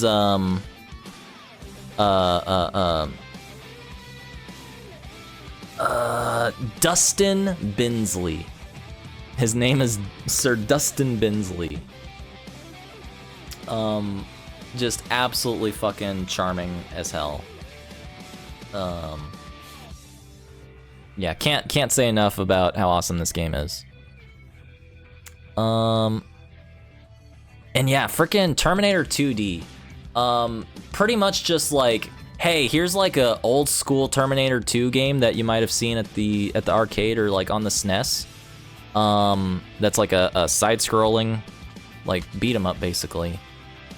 And like technically speaking, would probably have been like impossible on that hardware, but oh my god, it is just absolutely incredible. Also has like a shitload of fun with the source material. Like, it feels genuinely like, not to get into too much spoilers, it has so much fun with the source material that it's like, man, you could, why weren't there more Terminator 2 games? It's just like, it's like such a cool idea, what it goes with. And yeah, the sprite work with all the levels and the characters and the effects are just incredible. There's a scene in particular where you're like, you're going through the truck chase in the sewer with on the motorbike with John Connor, and it's just absolutely incredible. Can't say enough good things about the sprite work of this game. No rainbows in sight, if you get my reference. No rainbows in sight. I might be letting you down. Might be letting you down there. But yeah, those are the nominees for Spritework Doodie. Let us find Question. out. Huh? Where's Silk Song?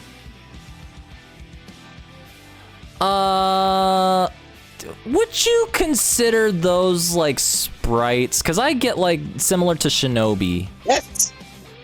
Yeah. They literally released a Hornet sprite sheet. Your sprites. Go ahead and DM that to me. I want to see that. Because Silk Song, obviously. Listen. Who am I to besmirch the name of the glorious Silk Song? We all know it's beautiful.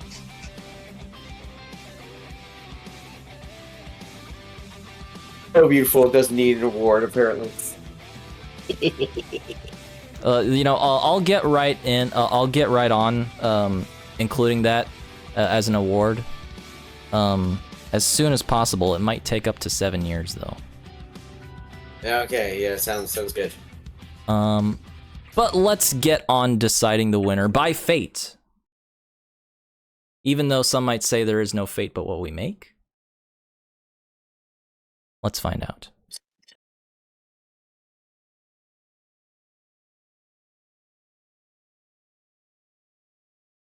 The Spritework duty goes to...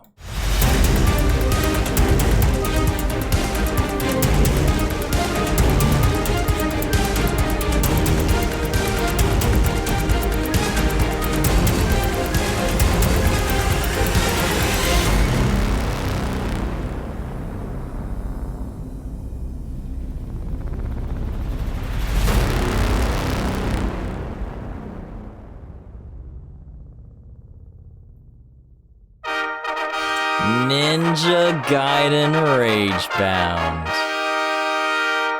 Damn.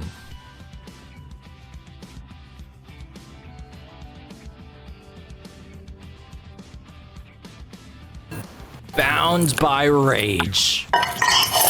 And duties. What the hell are you cooking up in a kitchen over there? You'll never know. Damn.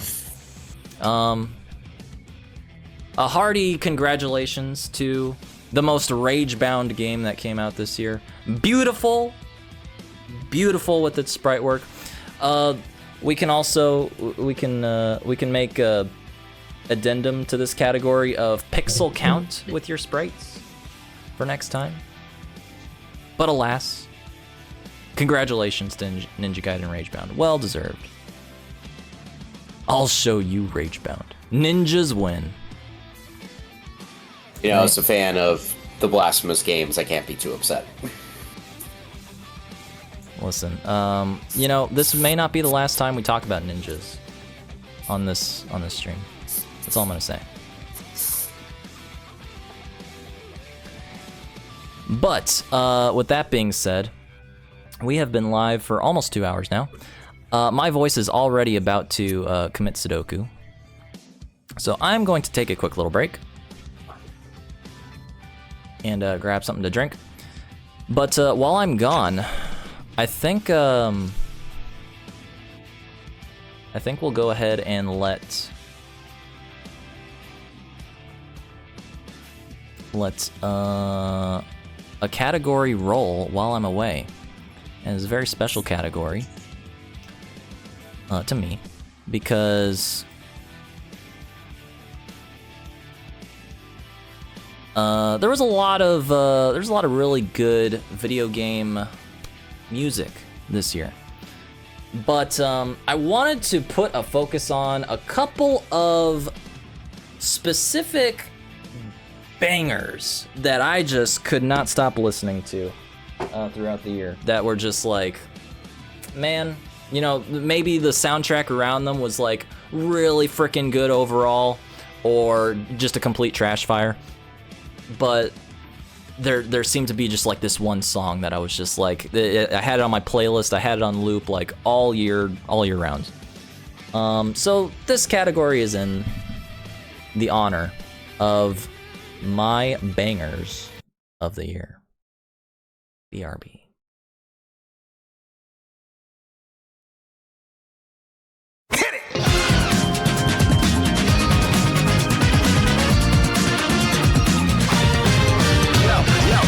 This the families and shit from Philadelphia, who never benefited the Knicks. Unfly, some try, mango stand, strategy incredible. Watch the professional, rhyme infinite when my time's limited. Any attempted, and most are pivoted. Guns out, the host is sitting on shoulders. Comeback season, they know until it's over. Put them on blast, let them all crash, get them all track. Get the meter, turn the leader in a fall class. Clockwork heavy when you pay me like a small cash. Get them all crack, press a button on the wrong tag. Someone about to get another refund, put them in the corner with the mag over 3 Trump.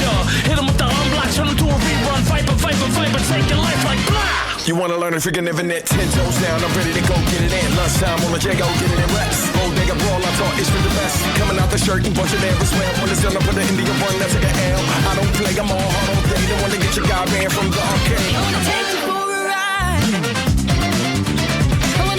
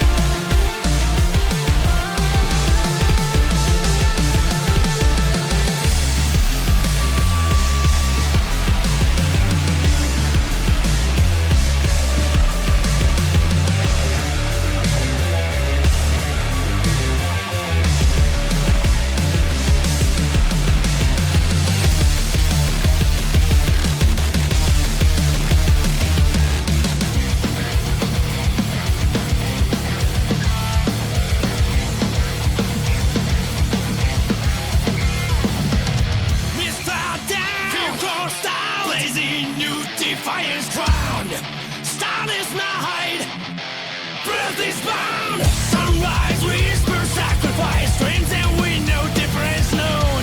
Past we know, dividing line shown. Rip it down, they say, countless time. Can't be stopped the fire, that is my curse, face to fly. Turning back will only slow me down. Past on, past move, where I must be. Pound the ground, the scales fall blind to the road. Pound the ground, stop that march of the shock. See there's her darkness. Riptide, sink or swim, nowhere yet. Damn if you do or you don't. Now we've got you in identical. Too late, there's no going back, and we're not taking any prisoners. Stuck between a rock and a hard place.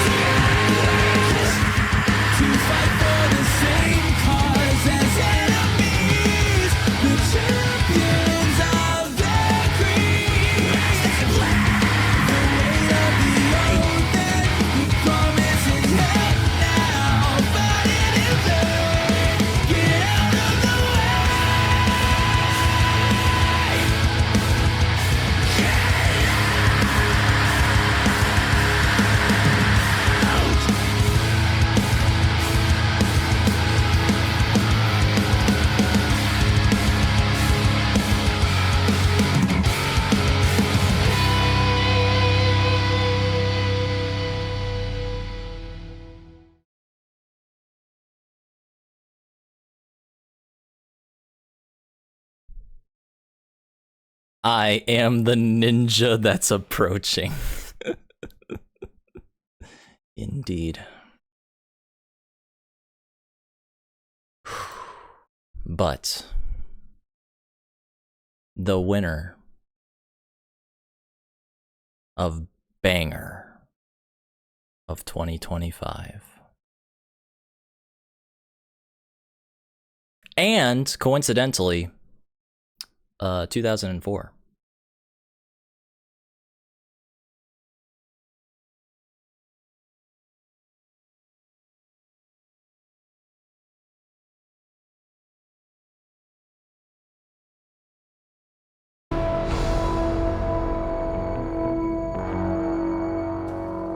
What a thrill, with darkness and silence through the night. What a thrill. I'm searching and I'm melting to you, with a fear in my heart, but you're so supreme. I'd give my life, not for honor, but for you. In my time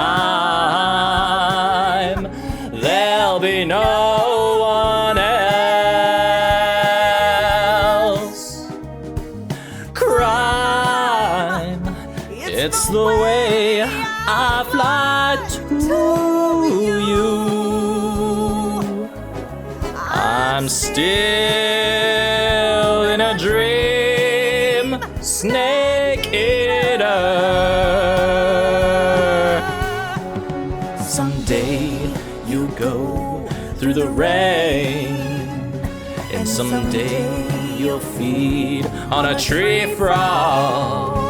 This ordeal, the trial to survive, for the day we'll see new light. I'd give my life, not for honor, but for you. In my time, there'll be no one else. Crime, it's the way I fly to you. I'm still in a dream, snake eater.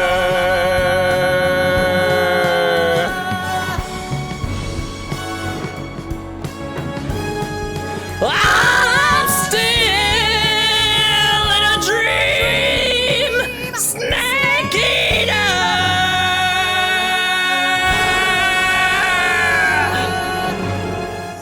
Snake eater.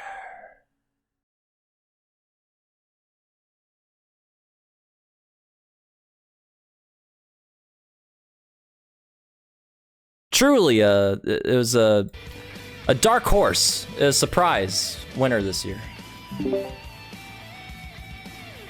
But who am I to besmirch the name of Snake Eater? Besides with my voice. Need a drink.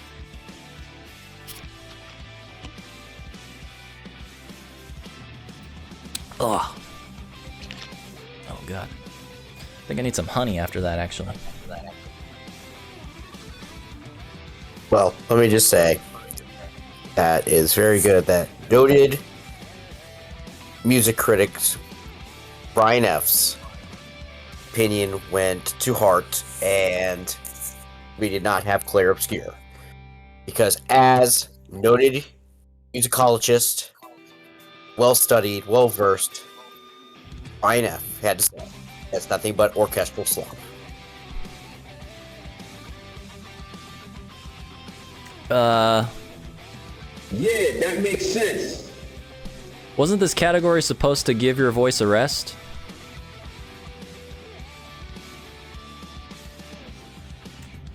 Is that a music joke? Shh.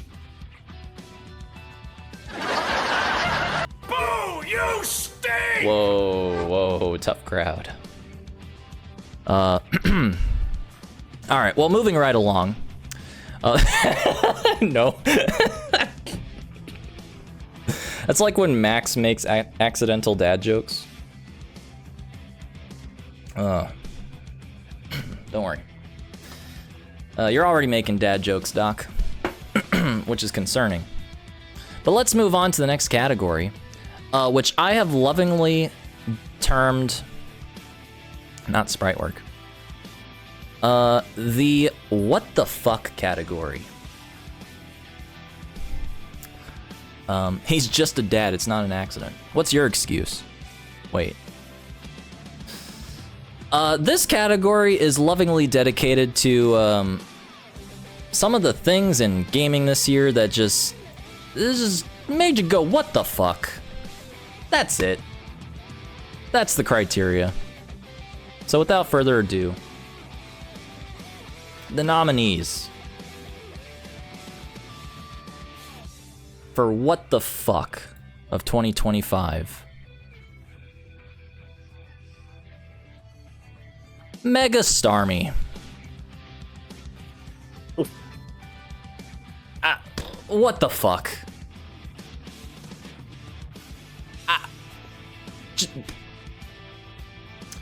You know, I gotta say, having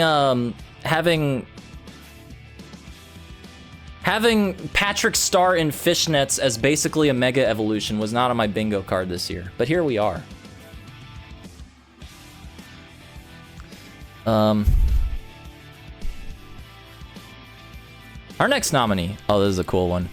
Someone made like Rugal moveset for Mecha Starmie with sprites. Pretty good. Our next nominee. Gustav in Expedition 33. That's it. That's all I'm gonna say. What the fuck? That was a pretty big one. YouTube removed like full screen next. Oh, it's Shift N. Let's see. Does that work? Can I just hit Shift N from full screen? I can. Cool. Our next nominee, Lou from Death Stranding 2 on the beach. And once again, that's all I'm gonna say. Just what the fuck with this frickin' character. That's it. Cute as a button, though.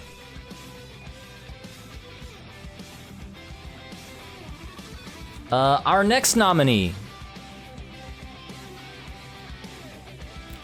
Fallen Rock Howard from Fatal Fury City of the Wolves. What the fuck? I gotta say, this kind of got me when I first saw about this. Just absolutely blew me away how cool that is. Really happy they put something like this into the game. And then, in a similar vein, our final nominee,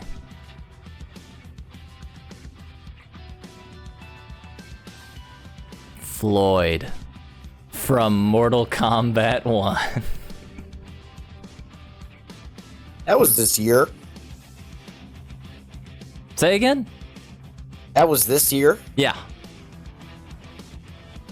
My God, 2025 lasted forever. Yeah, it sure did. This was crazy though. I mean, come on. When this update happened and there was like no pomp and circumstance for this, like, by the way, there's a new frickin' secret ninja boss. The Pink Ninja, finally. And he's actually doing like Pink Floyd inspired moves. And it's like a really convoluted, not super convoluted, but like, there's just like random unlock methods, basically. Not like random, but just like weird random things that you can do to unlock him. And he's got like some like unique ninja moves to be all Pink Floydy. And then after you beat him, you actually like unlock the stage. You don't unlock him as a character, which is kind of a bummer. But you unlock the stage, and then you get like colors, so you can have Pink Scorpion and pretend.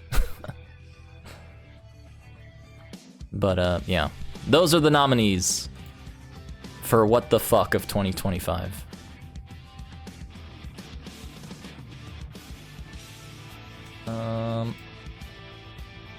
So let us decide the destiny.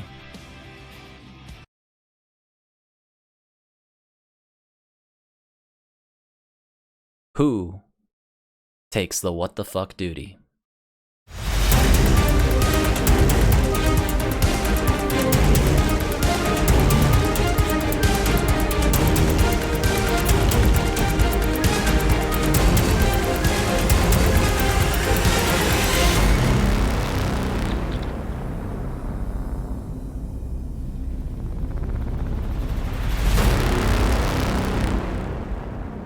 Wow. It's Floyd! Yeah! Let's go. $80 Mortal Kombat World and no consistent content additions. What the fuck? Mortal Kombat Worlds. Damn. I can't wait for that game. Oh wait, Mario Kart. Damn. Oh man. Mario Kart and Mortal Kombat are like the same thing basically when you think about it. They have combat cart. That is also that's a top contender for what the fuck. Didn't quite make the cut. You could pretty much just say Nintendo pricing in general as a nominee. What the fuck? Yeah. Congratulations to Floyd. Listen, you know, Mortal Kombat 1 needs some dubs. I'll just put it that way.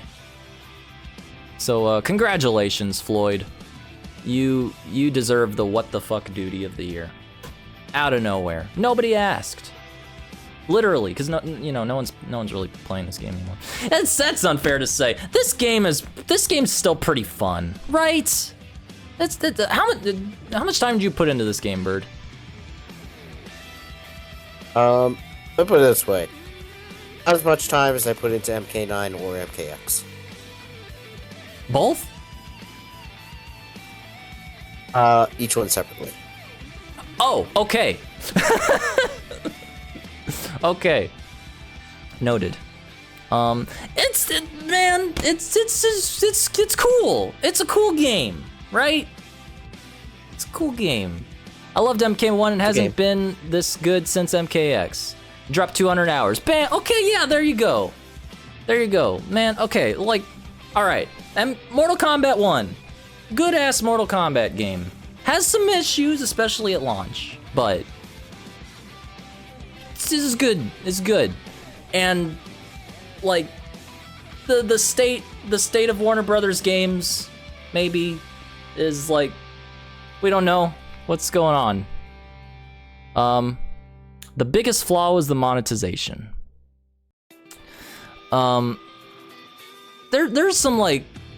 the systems in this game with the tagging in with your cameos, right? There's some really cool gameplay to be had with the combat, and like the tweaks and changes that they did as the game progressed. Like, granted, I don't know how bad it is nowadays with the Serena assist bullshit and stuff like that.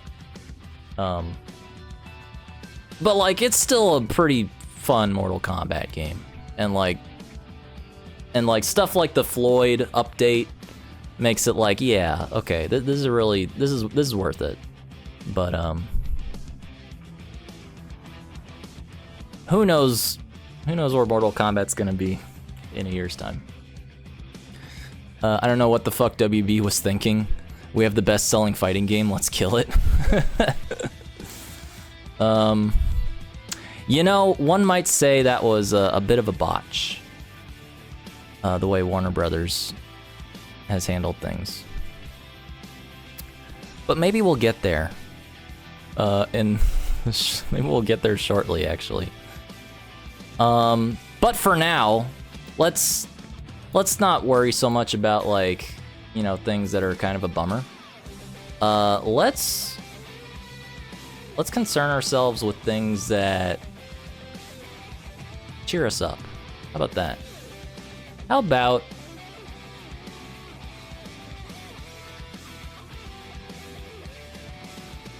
we get to the Personality Award? And this, let me tell you, the most stacked category of the night, bar none. Every nominee in this category deserves to be here. But there can only be one winner. So let's go over our nominees. Our first nominee for the personality duty, Aphrodite. You know, I didn't think they could improve upon her personality from Hades 1. But I must say, in Hades 2, her personality just flies off the screen.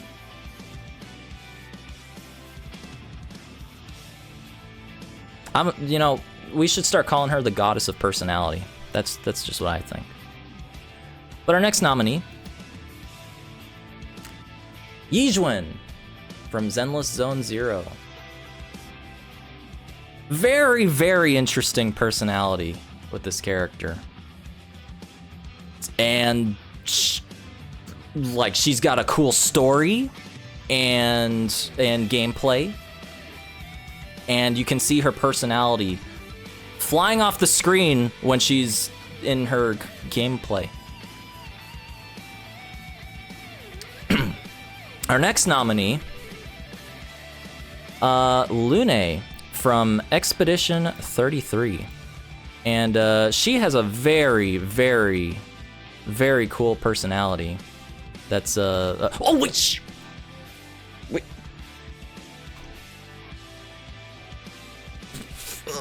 Yeah, there we go. Ooh, yeah, okay, yeah. So you can see her personality much better now.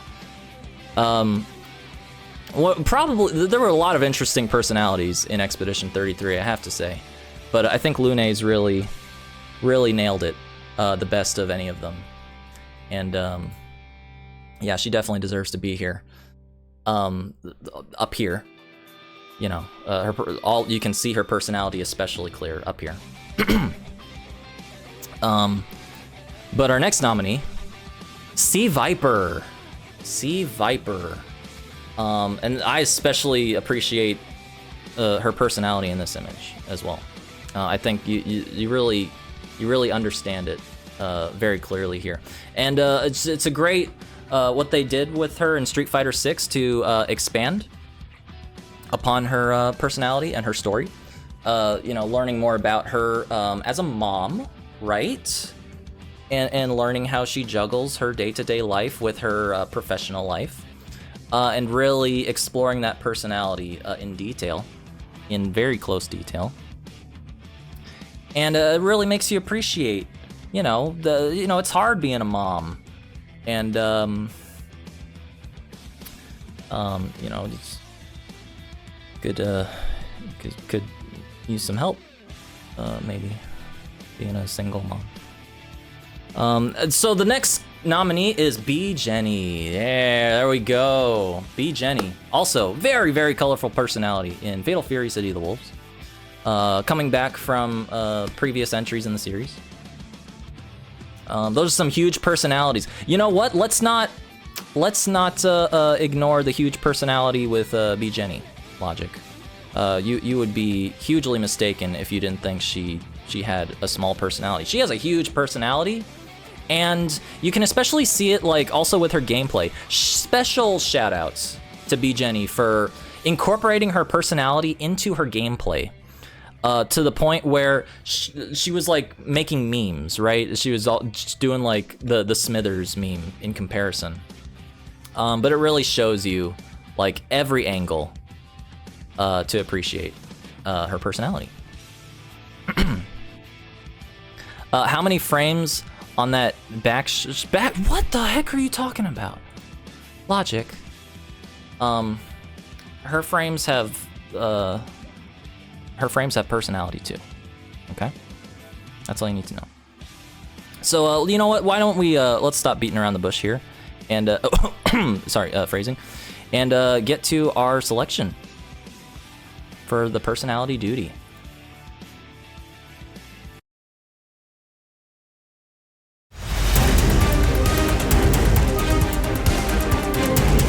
Slayer again.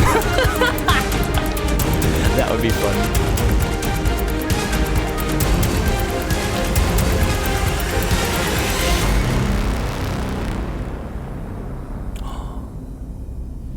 Oh.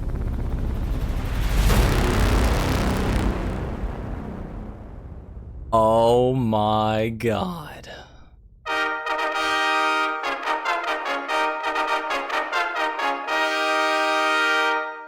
I can't believe it. The winner of the personality Doodie is Uma Musume! Yeah! Give it up for Uma Musume. Look at all of that personality! Wow! You can't, it's impossible to choose, which is good because it's a gacha game. And so you don't have to choose. You just get what you get, and you're gonna be happy with it.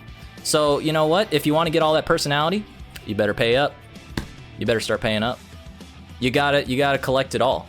You gotta catch it all. The personality, I mean. Did Gold Ship rig this? I don't know what you're talking about, Dan. Gold Ship? Is this a boat game? I don't understand what that means. Yes. Congratulations, Uma Musume. Personality of the year. Hands down. Well deserved. Well deserved. Speaking of things that are well deserved, I think we should move on to our next category, which is also very stacked. And, you know, it's impossible to pick one. The Nintendo Award. My, oh my.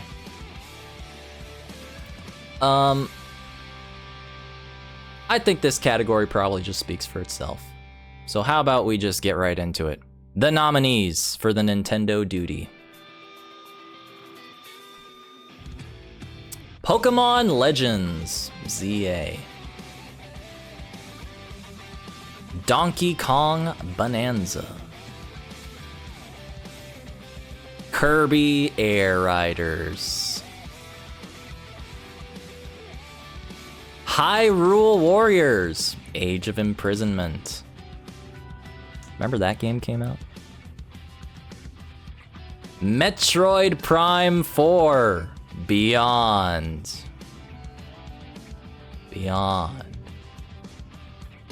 And Mario Kart World. Not Mortal Kombat World. Mario Kart World.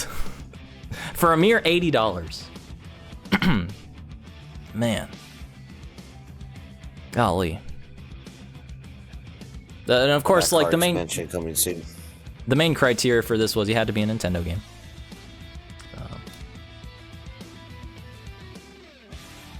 You play any Mario Kart this year, Bird? I did. You did? Oh yeah. How'd you like World? I mean, it's a game. I appreciated Daisy's costumes. And that's about what I got for it. I can respect that. I probably would have gotten it if I had gotten a Switch 2, which usually came with the bundle, if you were lucky. I played it at my cousin's house. Nice. Otherwise, you're gonna be having to shell out a pretty penny for this little game. And as far as if it's worth it, at that price point, I will say this, easily by far and away,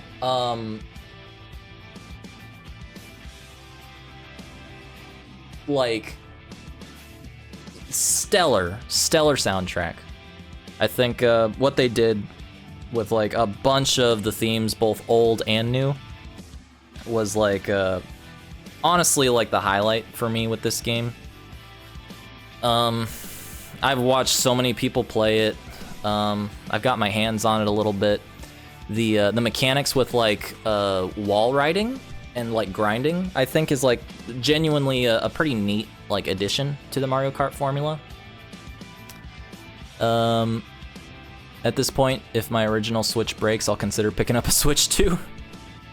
I feel like, so I have my own issues with it just because like coming off of 8, I remember like after that game went so long, I definitely had like my thoughts of like the next Nintendo kart racer, like what I would want from it. and if it's like a Mario Kart game, then what I would want from it. And definitely did not go in the direction that I was hoping it would. But I think the bigger issue for me is just in general the use of the open world concept for this game, which I think is like the reason it's like designed the way it is.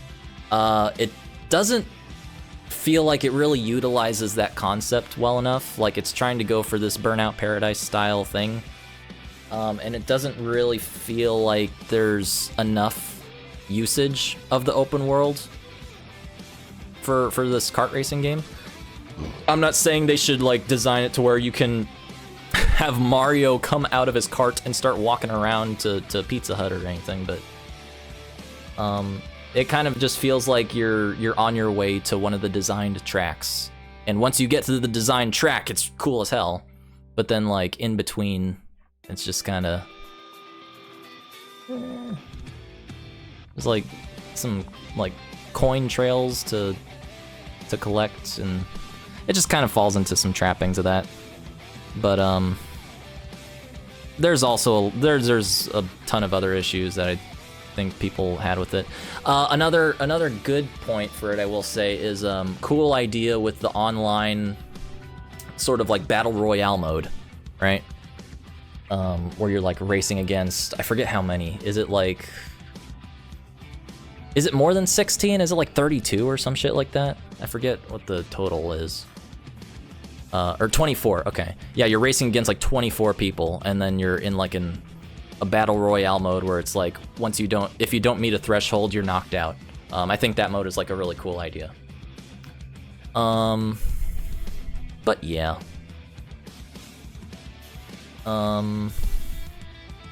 There's also like, so I'm definitely getting this game specifically because I've heard so much criticism of it that I'm just like genuinely curious.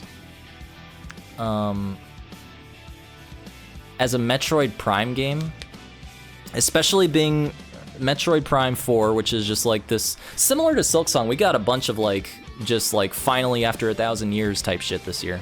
Like Metroid Prime 4 was also just like a game that's just gone through so much development hell and has become like the white whale for a lot of people. And now that it's finally out, you know, you're gonna run into the issue of people having those impossible to meet expectations.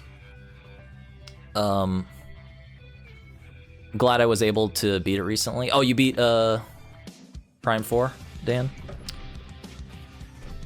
From what I understand, like just the general idea is that like people kind of take issue with it not being Metroid-y, which is interesting to me because I feel like that always kind of felt like the appeal of the Prime games in the first place, that they are supposed to be more of a departure from the typical Metroid concept, and then especially with like Prime 3, where it feels like a much bigger shift away from that.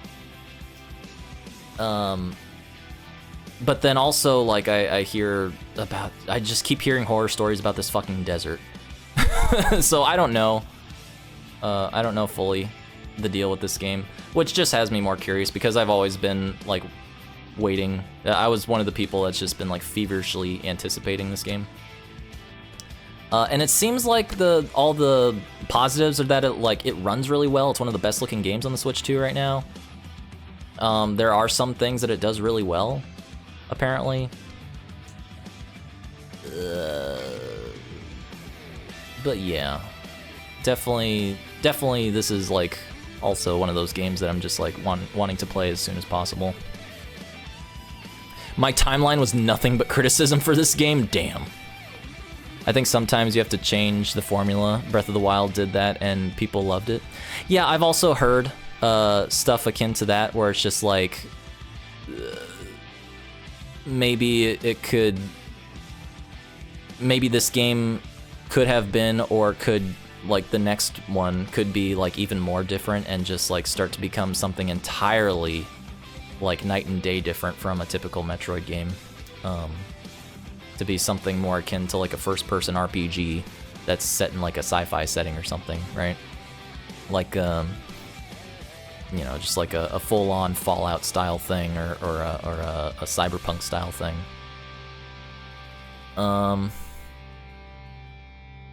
Age of Imprisonment, I feel like kind of in a similar vein as far as like pushing the technical side of the system. I feel like Age of Imprisonment is like pretty much the best thing going for this game, is that it is like genuinely like making use of the new hardware, kind of like how Age of Calamity should have been. And like genuinely a fun Muso game if you're into that kind of thing. That's obviously another caveat. You have to be a fan of Muso games in the first place. I'd like to see you play it, give it a definitive take on it. Hell yeah, no, that's like near the top of my list for sure. It's fun, been playing with my girlfriend, she loves it. This game or Prime 4 Logic? I think like to my understanding, like the main issues with this game, Hyrule Warriors, okay. To my understanding, the main issues people have with this game are just that the fact that it is like caught in the trappings of like adhering to being a Zelda game and being set in the Zelda universe, specifically like the Breath of the Wild, Tears of the Kingdom lore and story stuff. So it's like there's gonna be a caveat to that, because obviously there's gonna be people that are like all on board with that and people that are like, fuck that shit. And as someone who was always like kind of hoping that Age of Calamity would just actually like run well on better specs, this is a game that I've been keeping my eye on. One game that I'm definitely not having to keep my eye on because it's everywhere I look, Donkey Kong Bonanza. Still hope Age of Calamity gets a Switch 2 update. Yeah, it's literally like, I remember seeing Age of Calamity for the first time and being like, wow, that's gonna be a really cool game on the Switch 2.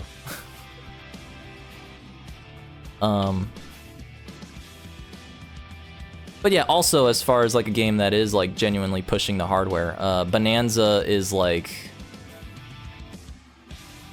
I feel like Bonanza is just like,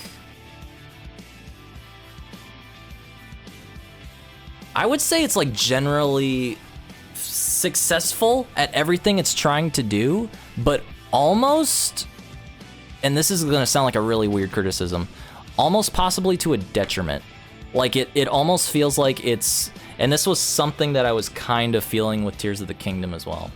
It almost is like kind of going into this new sort of direction that is like bordering on like, is this really even a Donkey Kong game anymore? This kind of just feels like it's just doing its entirely own new thing with like a new identity for the character, for the brand, and like to the point where they literally rebranded the character, like he looks slightly different. And it's like, you know, there's,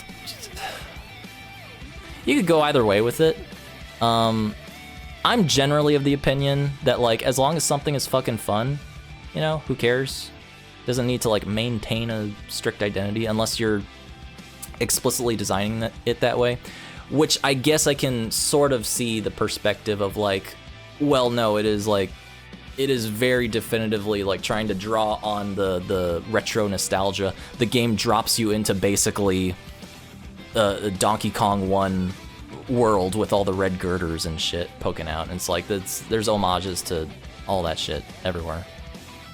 But then also it's just like going nuts with this you know, destruction demolition thing, which is entirely new for Donkey Kong games.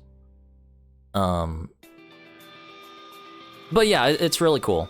I think there's my only kind of issue with this game is like kind of the weird pricing of it, where it's I think the full price was $70 for the base game.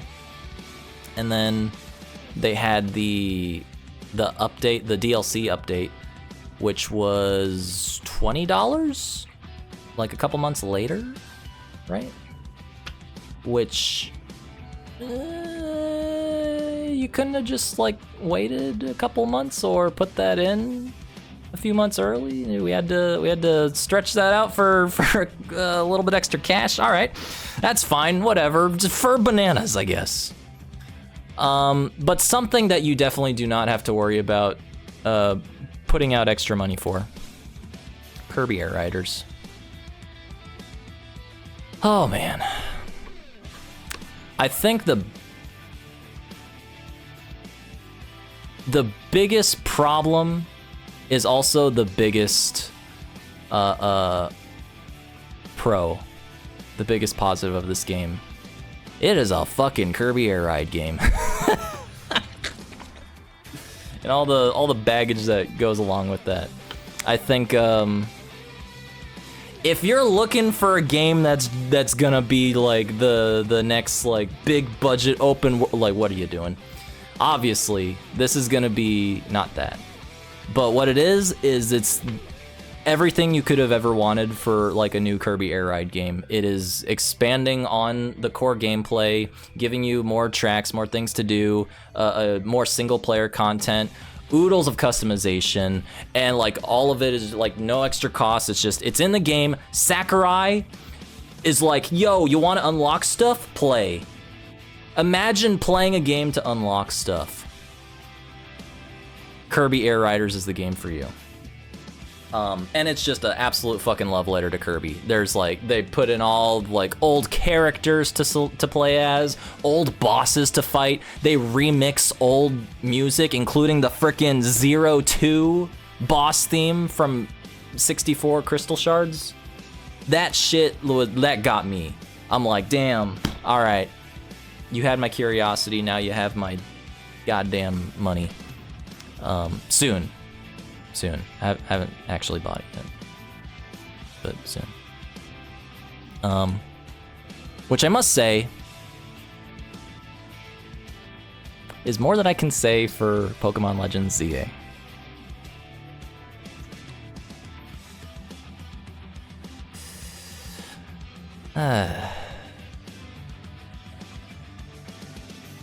All I'm gonna say is, I'm passing on this one.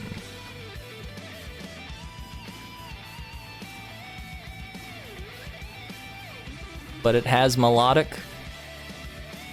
You know, maybe if they give Melodic a dank Mega Evolution, like as they're wont to do apparently, with shits like Starmie and Drampaw and frickin' Lucario again. Maybe we'll get a Mega Melodic with like more hair and a bigger tail. Ooh. Longer? You want it longer? You know, if they put in longer Melodic, guaranteed. Pinky swear on my life. If they put in Mega Melodic, I'm buying this game. It's done. We will get Mega Melodic when we get Mega Flygon. I will say, literally, like, I was and am still completely out on this game, but Mega Hawlucha, though. Ooh, man. Mega Hawlucha makes it hard, I will admit. Also, just generally not a fan of the new direction of the combat gameplay that they're going with it. I kind of preferred it in Arceus, where you could kind of select to be more static, turn-based style. And this is just like completely sort of freely moving open arena combat, where you're just controlling your trainer and having your Pokemon do all the dirty work on the side that are like sort of loosely locked to your position via an invisible proximity thing. And you're just pressing buttons on cooldowns to have your Pokemon separately, and you're avoiding like MMO style AoE things and fighting raid bosses. Oh god, they're just turning Pokemon into an MMO. That'll never catch on. Anyway, enough about that. It's time to select the Nintendo Doodie of the year.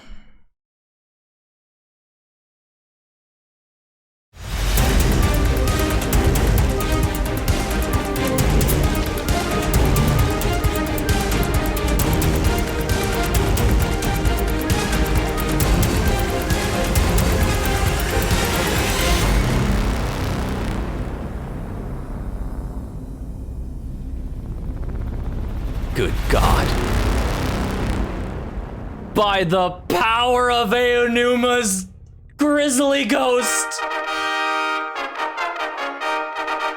Hyrule Warriors Age of Imprisonment wins the Nintendo Doodie. Who could have seen that coming? Wow. Everybody rumored. No, but nobody rumored. Nobody believed. But now you see. Age of Imprisonment is the Nintendo Doodie of the year. Wow. Let's give it up. Let's give it up for Zelda. Keep winning, Zelda. Keep winning. I eagerly await elaboration on this game's story in the Legend of Zelda movie, currently filming in New Zealand. Let's fucking go.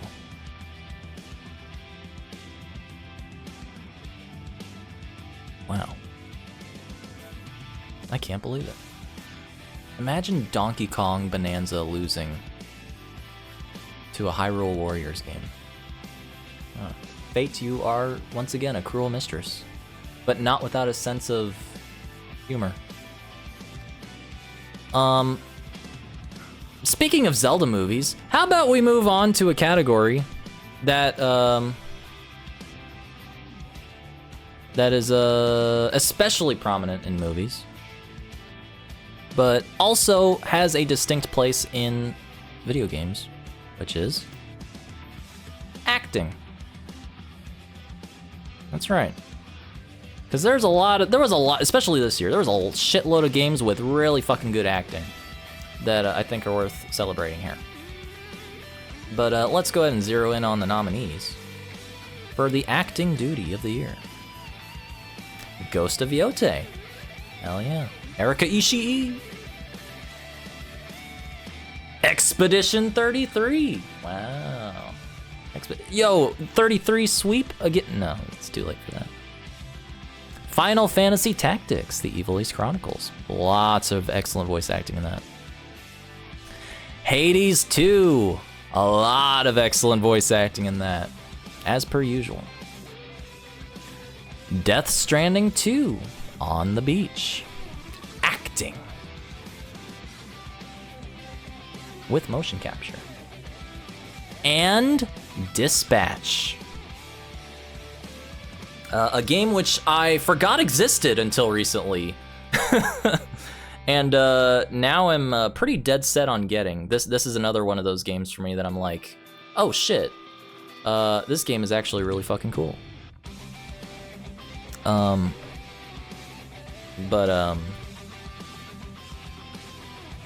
Yeah, it's kind of hard to talk about it, especially just because it's so like, it's so dependent on like story-driven stuff that like you just end up spoiling it. Twilight for Guys. I keep hearing people say it's Twilight for Guys. What the hell? Come on now. It's not. I mean,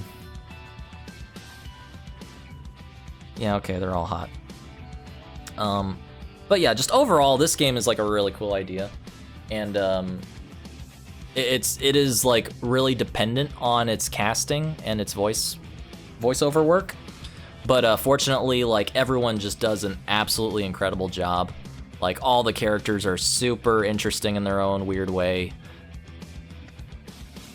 and the overall story is like really well written. It is basically a Telltale style game. I forget who actually makes it, if it is who or whatever is left of Telltale, if they still exist. Some say Telltale caused them. But yeah, you can go through the game with like branching pathways, like making your decisions to do different paths. And they're all like really interesting. The characters really push it forward. I guess like the only criticism of it would be that it is like episodic. So like if you were going in at launch, you were waiting for every episode, I think every week. So it took a while for it to complete. I think it's a total of 8 episodes. I forget. But from what I've seen, just absolutely high quality, fun game. And the core gameplay gimmick is basically you being a person running a Discord chat with a bunch of people just like as the peanut gallery, and it's your job to manage them for a job as a dispatcher. But yeah, it's a really fucking cool concept.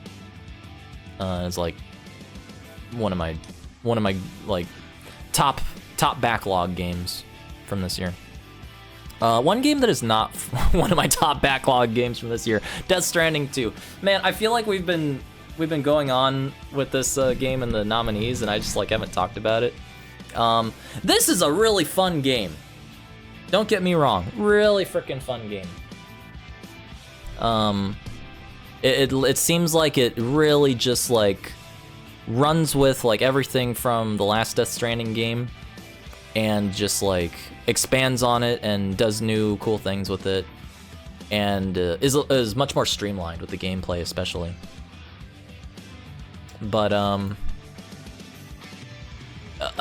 without going into like spoilers, I feel like the story just kind of completely falls off a cliff near the end. But that's neither here nor there, because regardless of the quality of the story, the quality of the acting throughout the game is still like really, really great. Norman Reedus does a great job. Elle Fanning does a great job. Guillermo does a great job. Everyone does a great job. They're pretty much like they're doing their job, right? Both with the voice work and also the motion capture work, like scanning them into the game. And yeah, it's all really high quality. Especially freaking Die Hard Man coming back. I forget his freaking name. I always forget the actor's name. He plays Die Hard Man, but his voice work in the game is like incredible as always, and other things. Without getting too much into it, he was probably my favorite actor in the game by far. Everyone did a great job, but like once again, similarly to the last game, like he had he had a moment where it's just like, goddamn, acting. And it was incredible. But yeah, also just Hades 2, just once again hitting out of the park with all the voiceover work. Just everything you could have loved about Hades 1 with the voice work and direction of it is just showing up full force with Hades 2. And like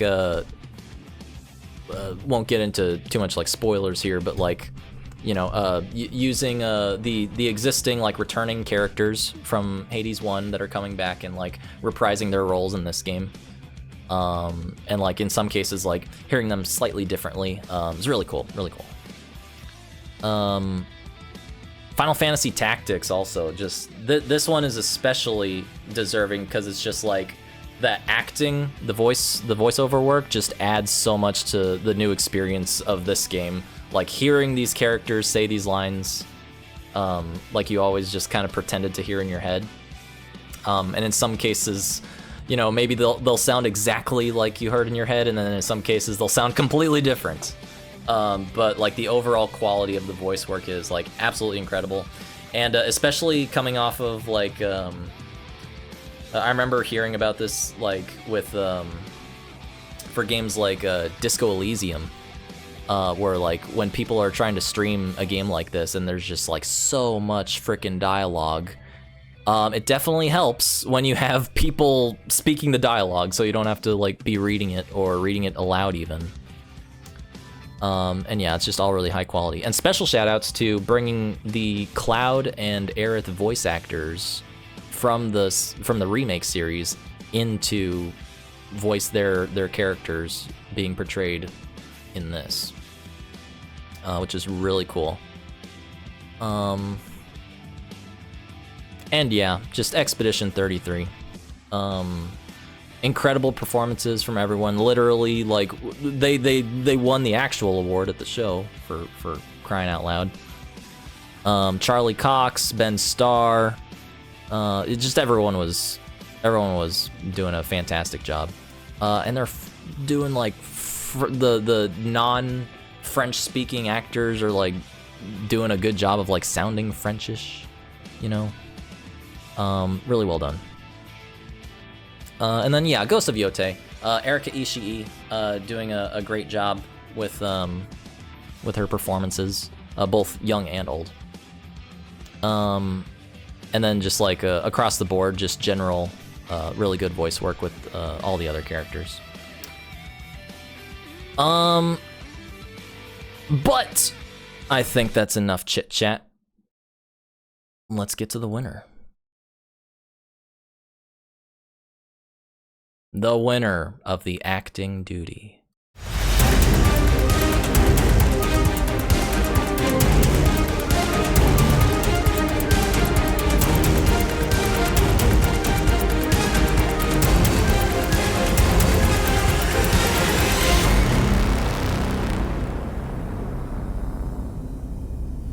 Ooh, might be close. Oh! Kojima rigged it again. Wow. I shouldn't be surprised. Of course. Of course. The acting duty would go to Mr. Kojimbo. He is watching. He is watching, isn't he? Damn. I should have known. I should have known. But I will admit, Norman Reedus and the Funky Fetus. I will admit, if there was ever an award that I think Death Stranding 2 is more than deserving of, it is for acting.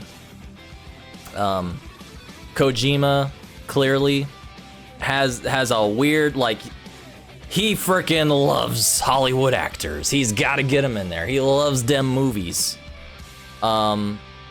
So, you know, if you're gonna go all out for that, then go all out for it. And they do. All the actors did an excellent job in this game. So, well deserved. Well deserved of the acting duty. Death Stranding 2. Kind of looks like Lou took a little duty there, actually. But you know what? That's good. The duty cup for Lou. There you go. Good job, Lou.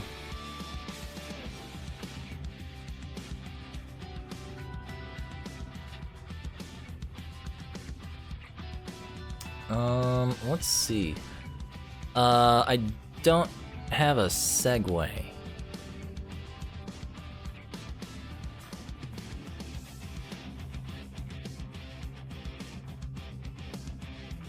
DLC. The next category of the duties is for DLC. I don't either. Those things are expensive.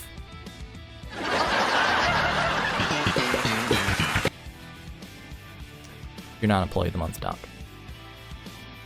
I'll just get into the nominees for this one. The nominees for the DLC duty are Star-Crossed World from Kirby and the Forgotten Land, Overture from Lies of P,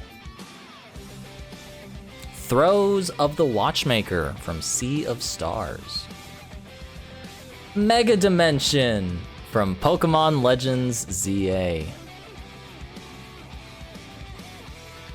and Sonic Racing Cross World DLC content. I will say, as far as these nominees are concerned, Sonic Racing Cross World is, I think, the only one here that doesn't actually, like,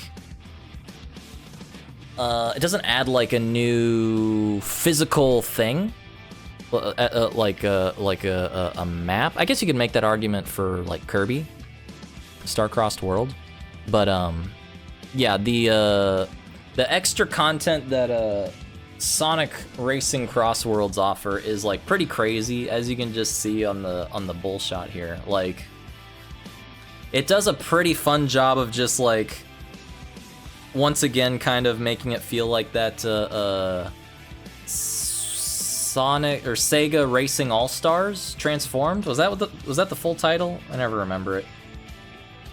Cause that one was like really just like Sega karts basically. Whatever that one was, where it had like BD Joe and all that.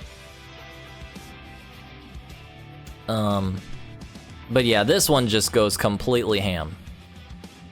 And low-key kind of ends up feeling like the direction that I was hoping for from the next Mario Kart game.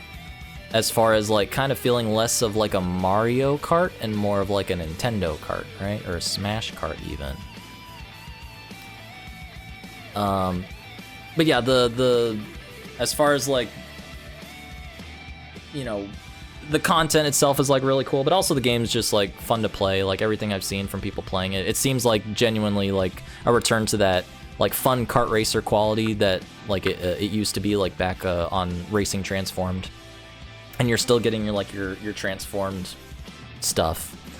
And then there's like a whole bunch of just like customization content. So as far as like getting new kart pieces and like power-ups and all the items and like, you know, specking out your kart, like very Mario Kart 8 like. But yeah, I think that they're going crazy with the DLC. They have freaking SpongeBob SquarePants in this game, racing against the Minecraft creeper. Fucking nuts. And then you have like Mega Dimension.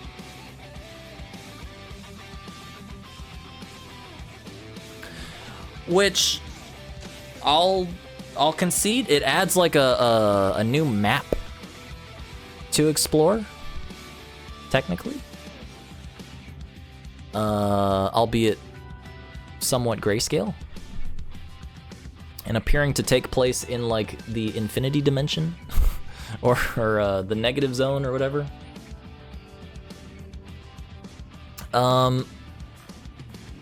Kind of just becomes like a side thing of like, hey, are you done like leveling up all your Pokemon? No, you're not. They're gonna get to level 150 and level 200 and 250 and 450 and so on and so forth, to the point where like you're going into this Mega Dimension zone with like a team of fully level like 100 dudes. And then like your first battle against a Mankey or something is like 244 or some shit, and you're just like, oh, I came to the wrong neighborhood in space. But I think a more serious issue than just like the visuals and gameplay maybe being a little bland, is that it at least first-hand knowledge from the source, it kind of just ends up turning into like an annoying gotcha if you want to actually complete it and you know, catch them all. That's a crazy idea, I know, catching them all in a Pokemon game. You kind of have to leave it up to God and anime to decide for you to get like a lucky roll to a certain degree, but like in the end game. And like the process of like re-rolling basically ends up being like really fucking annoying. But also, hey, we're Mega Raichu 1 and 2. Hey, how about that?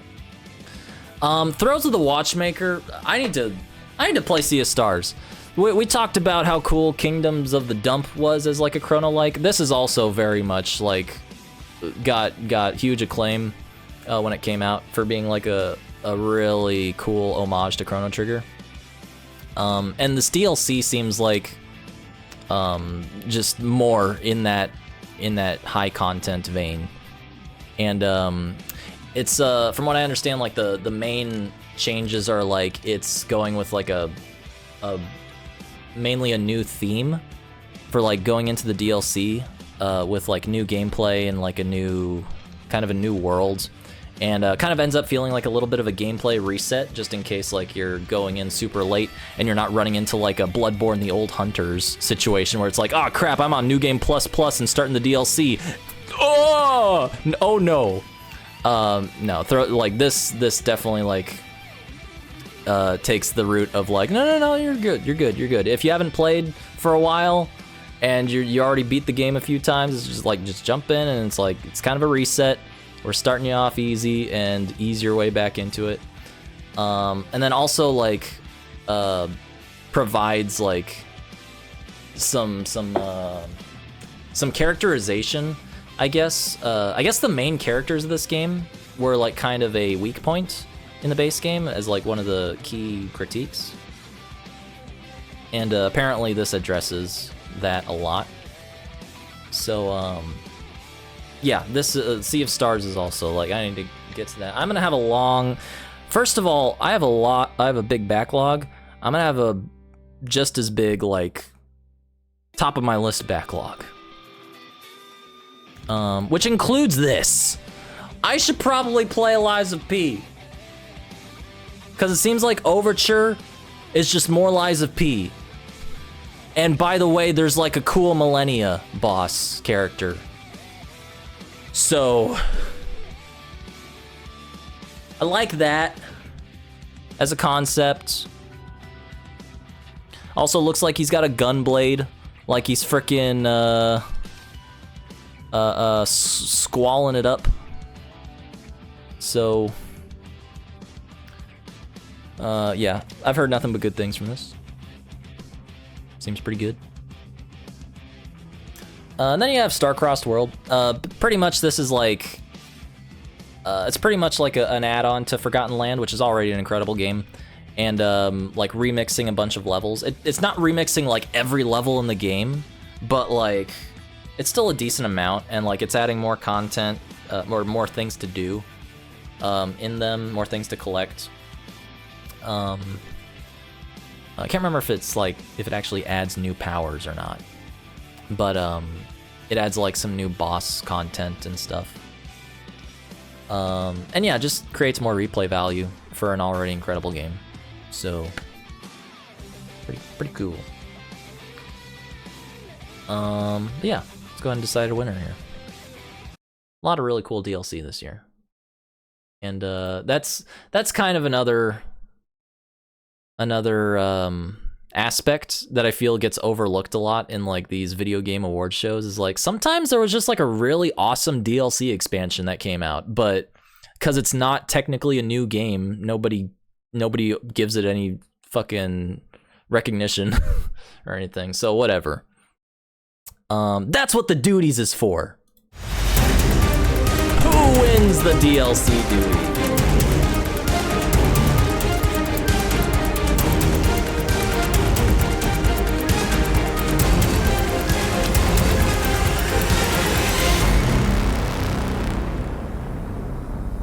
Amazing. Yeah!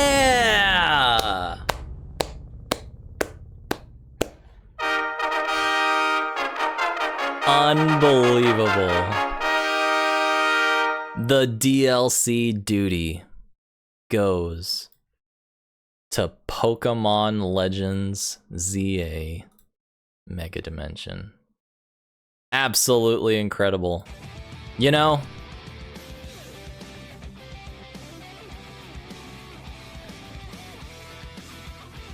it's only natural. Congratulations. It's as if the Doodie just came out of a Hoopa donut hole and magically appeared.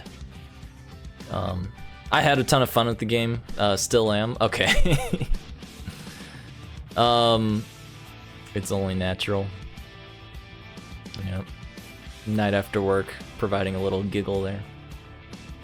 Who are we to deny Pokemon its recognition? I did, there was also, I had an idea for a category this year, which was specifically the Doodie Award for Monster Tamers, of which, you know, you might think Pokemon would have been the clear victor of, but there was another game that came out this year that was a Monster Tamer, and was pretty darn cool looking. And then also technically, for those who know, Death Stranding 2 might have had a nomination in that category. But you know what? At the end of the day, the Pokemon Company and Nintendo apparently have the rights to summoning and using monsters in a Monster Tamer, so I trashed that category, trashed that idea. But an idea that cannot be trashed,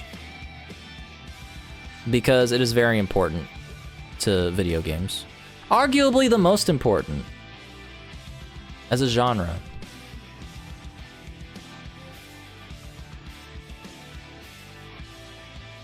Fighting games. Here are the nominees for Fighting Game Duty.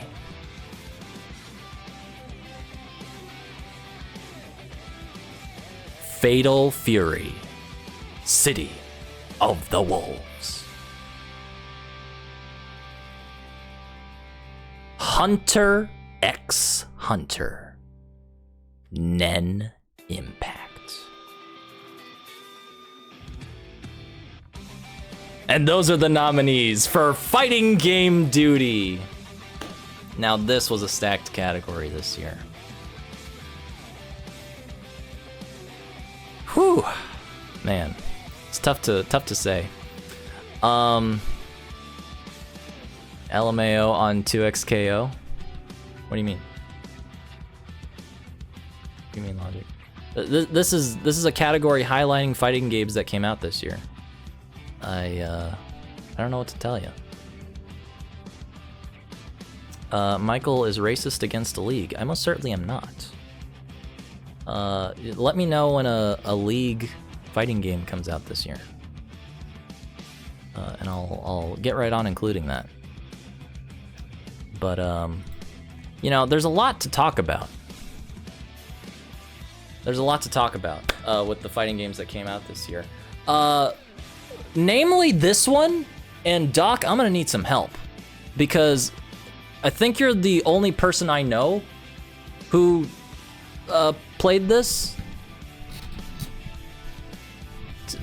Right? You played this, right? Or am I mistaken? I think I remember. Oh, no? Okay. Okay. Interesting.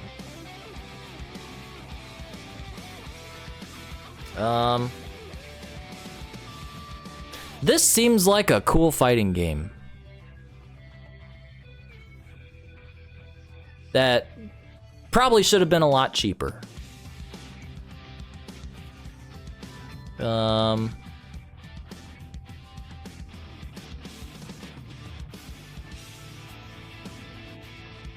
Fatal Fury, City of the Wolves. God damn, what a freaking fighting game. This is like... So I feel like the best thing I could like say about Fatal Fury is like...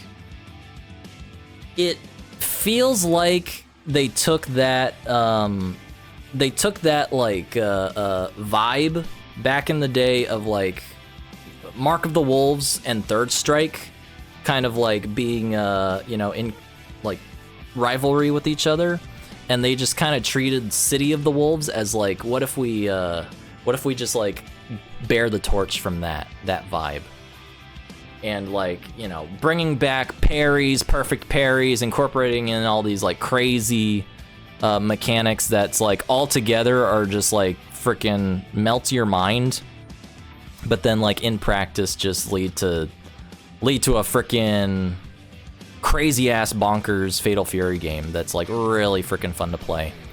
And like what little I played of it this year, I had like a blast getting in games with people, and it's one of my it feels like a genuine, like, you know, sequel to Mark of the Wolves that we never got, you know. And just a really fun celebration of like the characters, you know, like moving forward into the lore. You know, having like Rock Howard and like his secret boss stuff. Having Preacha as like sort of referential of Joe Higashi. Having like Grant homages, seeing Billy Kane come back with and showing off his locks and looking like he's freaking Bono. And then obviously like really freaking cool with the DLC. Didn't make the cut with the DLC category, but really, really cool DLC characters. Bringing in like Ken and Chun-Li, and kind of emblematic of that like partnership that SNK and Capcom have again with their fighting games, where you have like Terry and Mai showing up in Street Fighter 6 and now Ken and Chun-Li in this game. And being really freaking cool. I think Max actually ended up liking Ken more in this game than in Street Fighter 6, which is really funny. But I think probably like maybe my only issues with it might be just like, I mean, we know how much money is going into this thing, but it seems like a lot of it just kind of went into weird directions, maybe? Like, going out of its way to get, like, musical artists and other guest characters that we will not go into detail about here. But a really cool game nonetheless. Frickin' Fatal Fury is back, and it is frickin' better than ever. And also, as someone who was in the audience at EVO watching the grand finals, pretty hype. Pretty fucking hype. But alas. And also, frickin' banger. Absolute banger. Didn't get into my banger reel, but I've been playing it all frickin' stream because holy crap, Chain Reaction is like one of the coolest fighting game main themes I've ever frickin' heard in my life. So big ups to that. But anyway.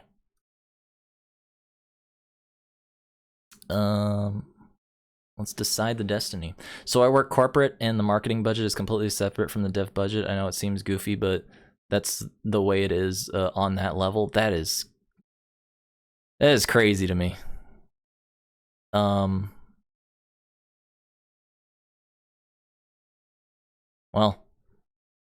it was cool to see it in the middle of the ring at WrestleMania, I guess.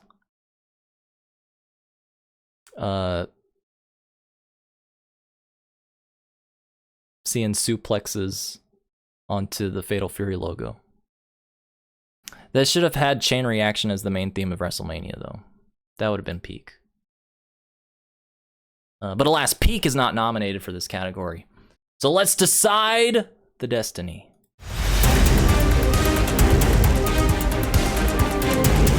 Yeah, they spent that.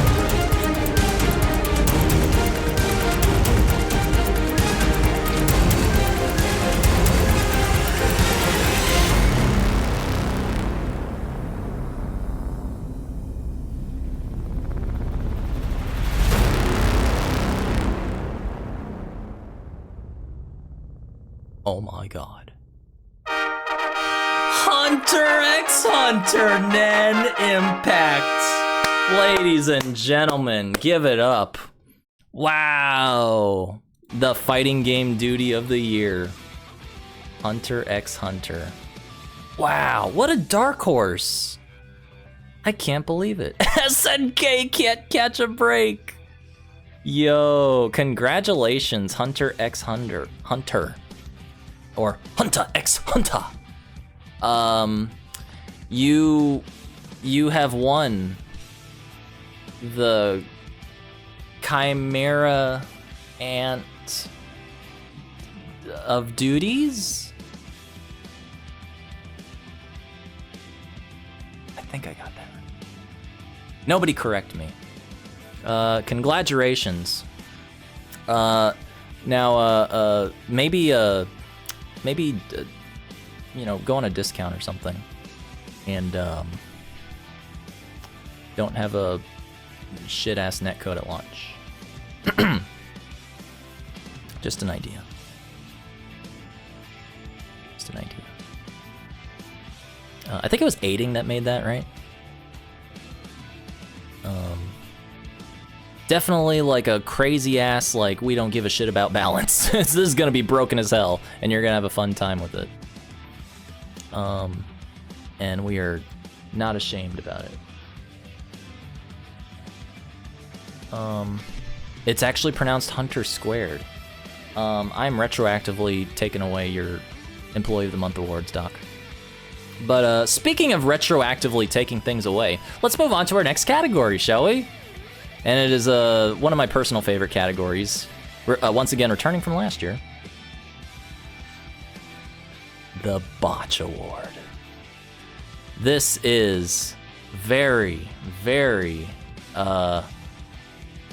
prestigious of a category. Going to games that were especially botched this year. And you know what? Let's just go ahead and lead off with Monster Hunter Wilds. Oh man. And once again, I will point out, like, as time has gone on, like, they have done a fantastic job of addressing, you know, the issues and providing updates and making it feel like, you know, at this point, by the end of 2025, Monster Hunter Wilds feels like, yeah, this is a pretty fun Monster Hunter game. But the way they kind of just dropped the ball at launch and ended up going from like the crazy vibes and like upward trajectory of Monster Hunter and Capcom with World, and then through Rise, and then damn, everyone went back to World.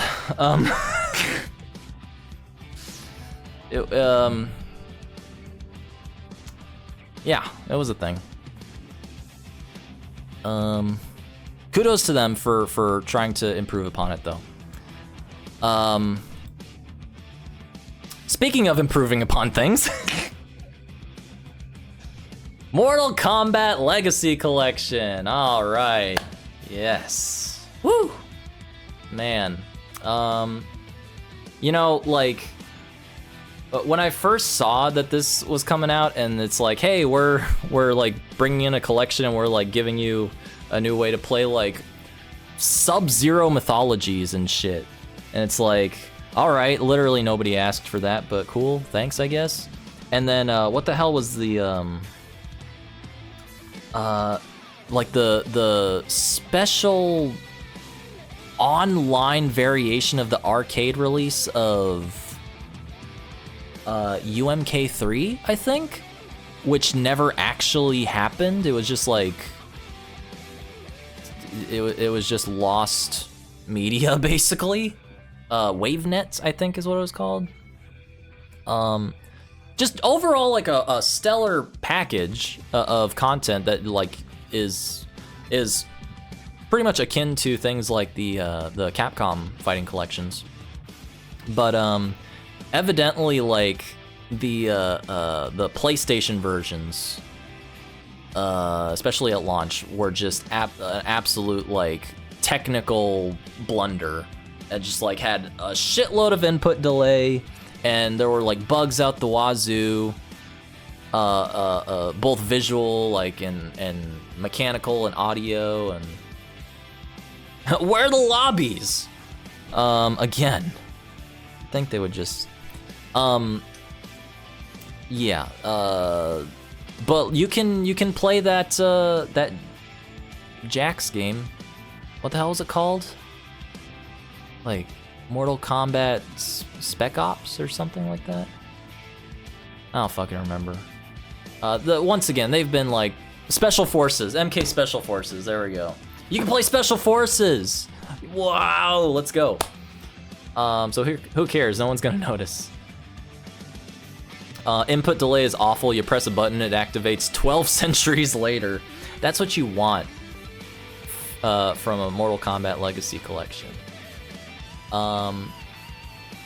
But yeah, like again, like they've been trying to provide like updates and fixes to it. I think like the PC version works like pretty good. Once again, I believe no crossplay. So as far as like, that is like especially an issue when you have clearly one version of the game that everyone's gonna be buying that runs like shite. And then, you know, like the PC version is over here that runs great. So let me just queue up for some PC matches.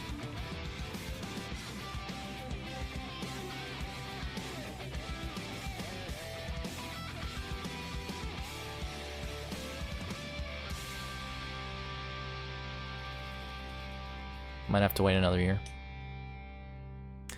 Speaking of waiting for another year, let's keep on that WB train.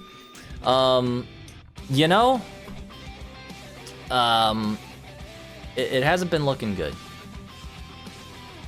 It really has not been looking good. But it's really impressive how botched Multiverses was. It really is. You know, after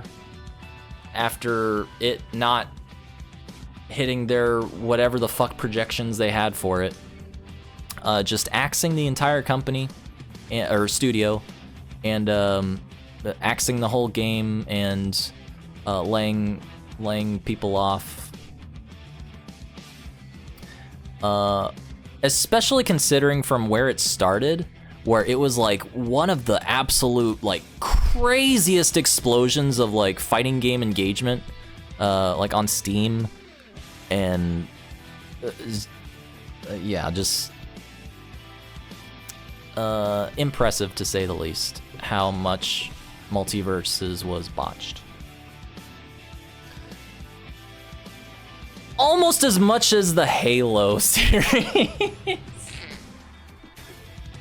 Man, what could be worse than botching Multiverses, like a fighting game with like with worlds of potential? How about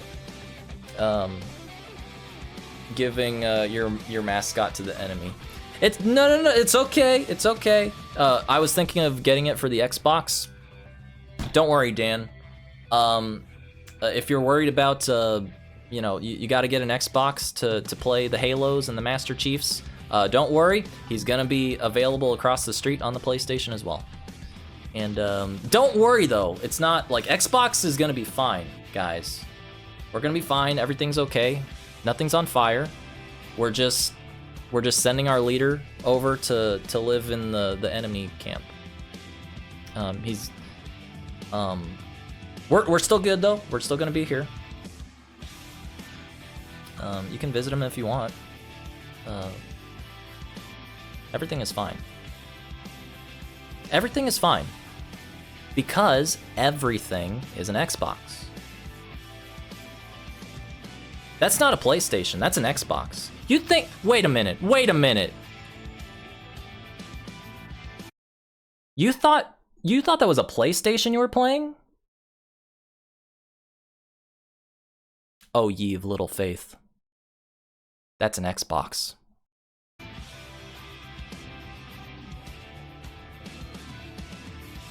You thought it was a P? You thought it was a P and an S? Turns out it's actually an X. Mm-hmm. You made this? We made this. Now that's marketing. Speaking of terrific marketing, our next nominee, Darth Vader in Fortnite.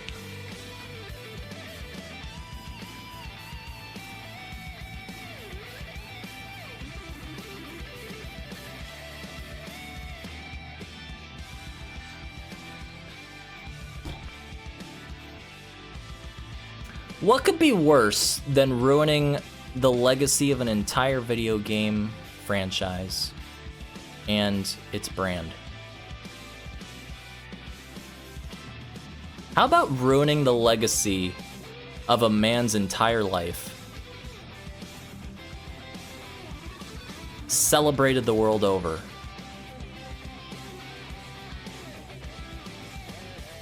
Now fooled by AI voice generation to start spewing slurs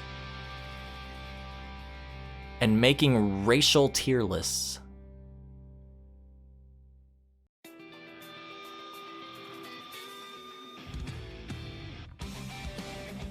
AI is the future, guys. AI is the future.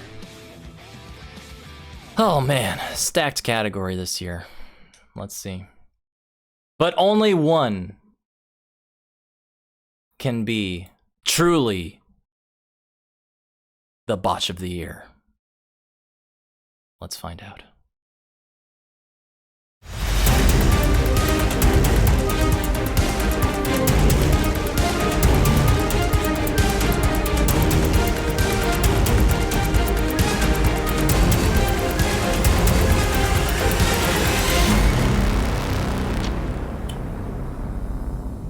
No way. Wow.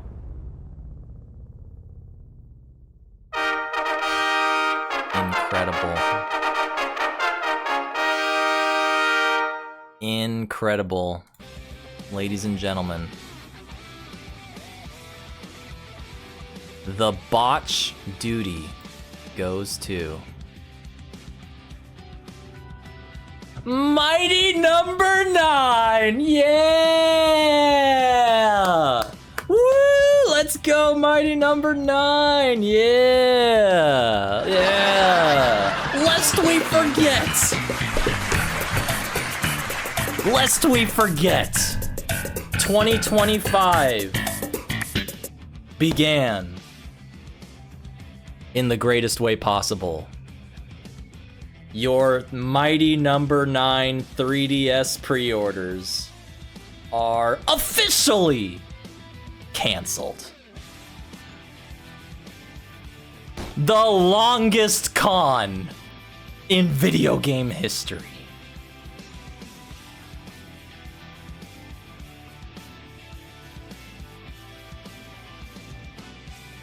Never forget.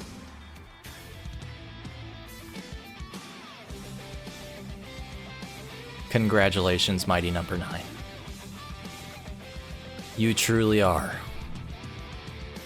the biggest botch of 2025. Nay, of video game history.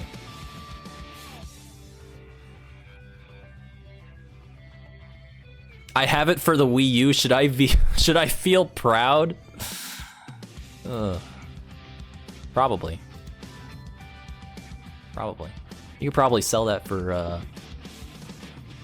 little bit of money. Help you afford a Switch too. Yeah. I think that's pretty much all of our primary categories this year. What a way to end it, right? But yeah, there's still plenty of other games that like came out this year. I did want to like try to put a little bit of a spotlight on a bunch of games that maybe didn't get like as much attention this year. Namely one of them being Doom: The Dark Ages. I think overall, this is gonna be the lightning round. I think overall Doom: The Dark Ages, that's like, I started playing that game and then for various reasons, I just had to like put it on the back burner and it's been on the back burner ever since. But seems like this game is still like a really, really cool Doom game, just maybe not the best and has some clear issues. I think like one of the biggest issues with it being like that these new Doom games as a as a vibe nowadays are like so heavily emphasized on incorporating the dynamic music with the combat, and maybe that's like kind of lacking in this new one, which is like more of an issue with the Doom games now than other games with like dynamic music. And then also like just a couple of core concepts, like the weapon wheel being like kind of jank, and like I was noticing it when I was playing, and I was like kind of hoping that like maybe that is something that starts to feel better as the game goes on, but yeah. Still a really cool Doom game, just like has some clear flaws to it. One game that I think Split Fiction is like, it's crazy how Split Fiction was like, everyone was saying like this is clear Game of the Year nominee at the start of this year, and then it just kind of fell by the wayside. I think this is like just another like excellent iteration of the is it Joseph or Yosef? Mr. Fuck the Oscars guy, like going above and beyond to make just a badass fun co-op game again. He knows what he likes and he does it well. Obviously it's not all him, but like his direction of these games has been like really well done, well executed, and like Split Fiction is just like another excellent example. Maybe just like drags a little bit with like the level design a little bit, but like overall just a absolutely really cool game. I did enjoy this game, and to poke fun at AI too. I mean, who doesn't, right? Frickin' also Pirate Yakuza came out. By the way, there was a lot. I know frickin' Simmons like put this as like his top favorite game of the year. And like, who am I to argue? Because like, from everything I've seen, this is just like a fantastic, self-contained, like, oh, you never played a Yakuza game? Don't worry. Just here, pretend to be a pirate with Majima for a good like 20 to 30 hours, and have a hell of a time with, what the hell is the island called? I forget. Something in Madlantis. Have fun with Madlantis, and your arch villain is Samoa Joe. I don't know. Seems cool to me. Really cool. To be fair, most of them work that way. But then also you can like collect like it's like a rogues gallery of previous Yakuza characters that you can like have on your crew. It's just a really fun usage of the concept of being a pirate captain with a crew and a ship, and you can have like a freaking bright pink polka dot kawaii waifu ship and shit like that. Really cool game. And the combat looks hella cool, doing like crazy freaking like round trip summon combos with Majima and High Times, and I'm sure Goro gets in there at some point. And then also freaking Lego Party. You want to talk about like, hey, we have Mario Party at home. It's not Mario Party, don't worry. It's a completely different thing. But it's Lego, so yeah, you can actually just do whatever you want, including maybe Mario. Who knows? But Lego Party, I think overall was just like a really excellent execution of like, we're making our board game party game, but it's just gonna be using all Lego shit. And you actually do have like the name power of like, you know, incorporating your established Lego brands like Ninjaku and stuff. And like all the boards and all the mini games seem like super cool. And yeah, it just seems like a really cool freaking party game that if you're not gonna play Mario Party, then Lego Party is probably the other go-to now. This is another one of those games where it's like, this is near the top of my list. I want to try this out, especially. Another game that came out this year, like probably next to no one knows about this one, but I just remember like this was an indie game that came out that was like really interesting, called a Home Safety Hotline. That's like, it's just like a really simple concept and like done just like on a pittance of a budget, right?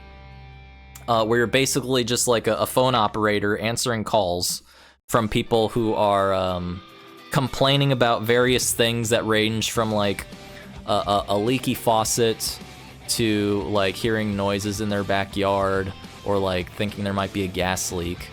And like, you know, it could just be like some loose pipes, you know, some like water getting in through the loose pipes and rattling it. Or you could have a sink troll. So, you know, let me pull up my list. Let me get on my Windows 98 form here on my computer and look up all the criteria for cross-examining cave troll symptoms. So you have this, okay, you have that. Oh, okay, so this classifies as a cave fairy, not a pipe fairy, not a pipe troll. Okay, so I need to differentiate that. All right, so let me get back to the person. Oh, they're not answering. They died. That's what Home Safety Hotline is. Really, really cool concept. And it like it has fun with the idea in a lot of ways. That's all I'm gonna say. Definitely recommend checking it out. A game that I don't necessarily recommend checking out that came out very early this year was Avowed. And to Avowed's credit, like if you are just like hyper fixated on like, man, you know what was cool in Mass Effect when you got to meet like cool sexy aliens and like hang out with them and do like side quests and things with them. That's this game. From what I understand, that is Avowed.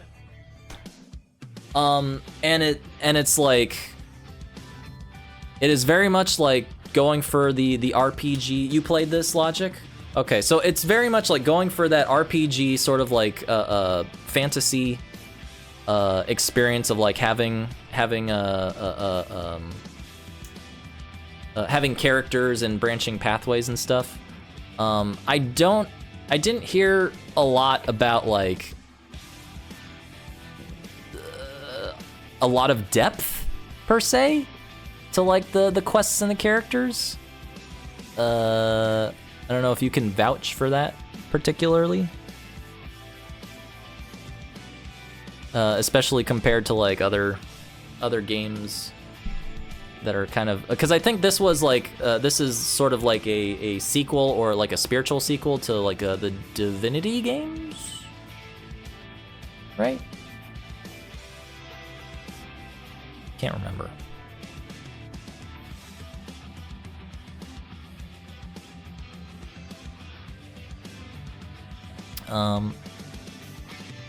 But suffice to say, even if this is like a really funny enough, I made a review on the game, but I found it fun, but characters lacking any depth. Gotcha. Okay. Very bland and fell flat for me. Okay. Yeah, that's kind of what I hear as a general consensus on Avowed. Which is probably no surprise that it kind of just got forgotten, considering a game with oodles of depth in a similar genre came out this year called Kingdom Come Deliverance 2. Which, as far as I can tell, this game is like the like 15th century simulator. Like crazy depth, crazy nuance to the mechanics, to the world, to the characters, the NPCs, all the things you can do. It's like Elder Scrolls, but specifically focused on like 15th century, and like as a continuation from the first game is like just like a huge leap just as far as like the technology, the visuals, everything, the gameplay. And like this is like, if you were looking for an Elder Scrolls game this year, this was it. And like not surprised at all like how much acclaim it got. Yeah. And definitely like rendering some other of these like RPGs that were going for this kind of a thing like Avowed, like who the fuck cares, right? But yeah, not surprised at all at like all the praise it got.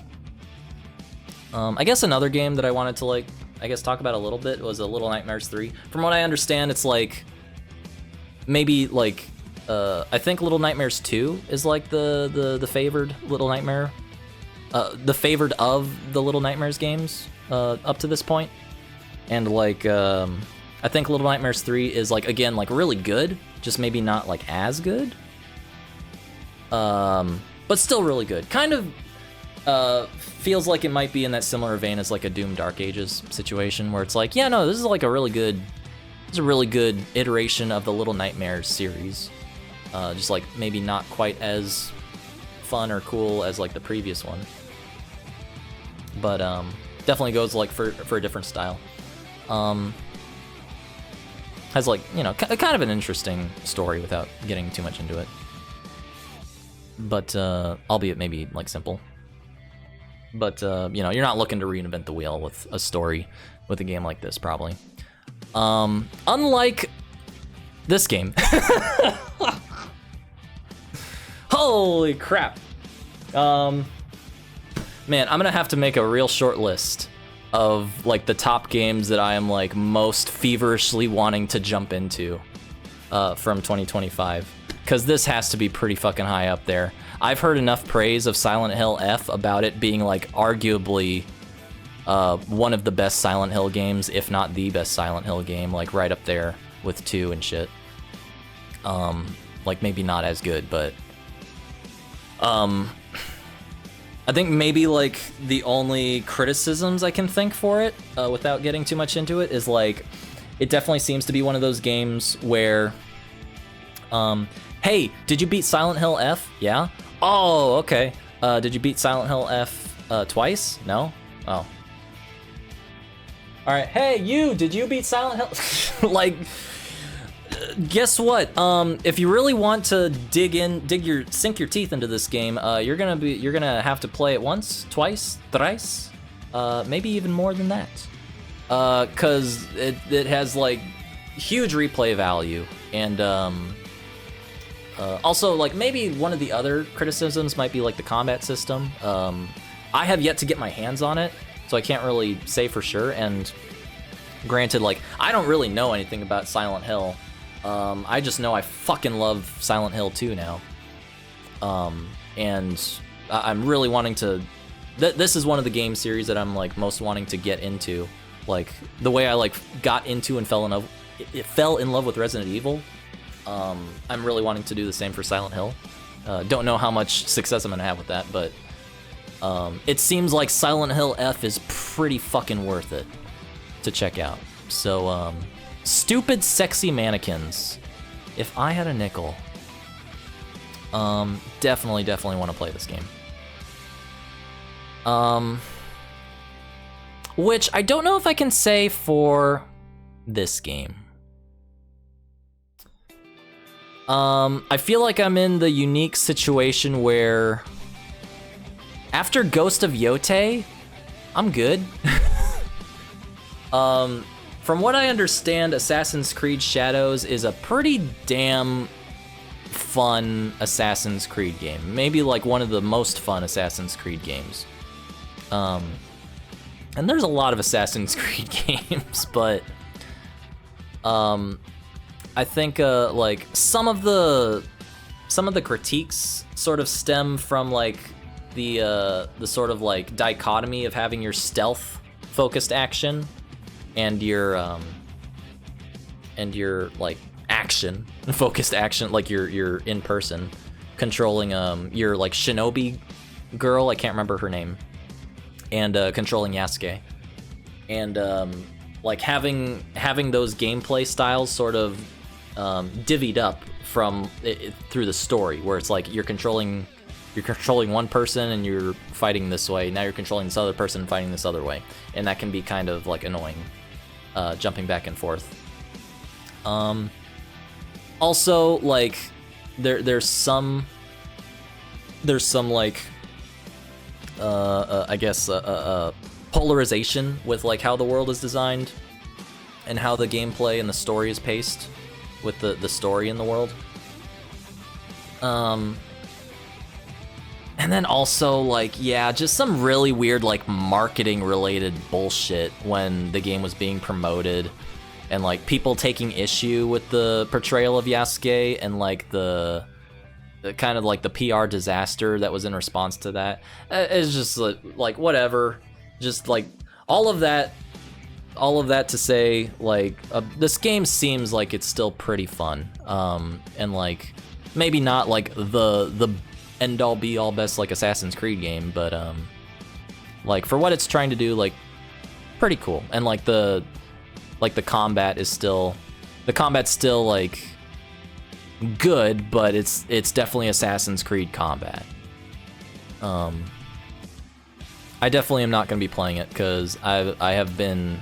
We saw who the Samurai Champloo Award went to. I'll just put it that way. One game that I think I do just want to try, just to get my take on it, is Blueprints. And I know that's a game that a certain doctor in the chat may be partial to now. But, yeah, everything... so I think it was made by Raw Fury, the people that... I believe they did Cassette Beasts, or maybe they published it, I can't remember. I think they published it.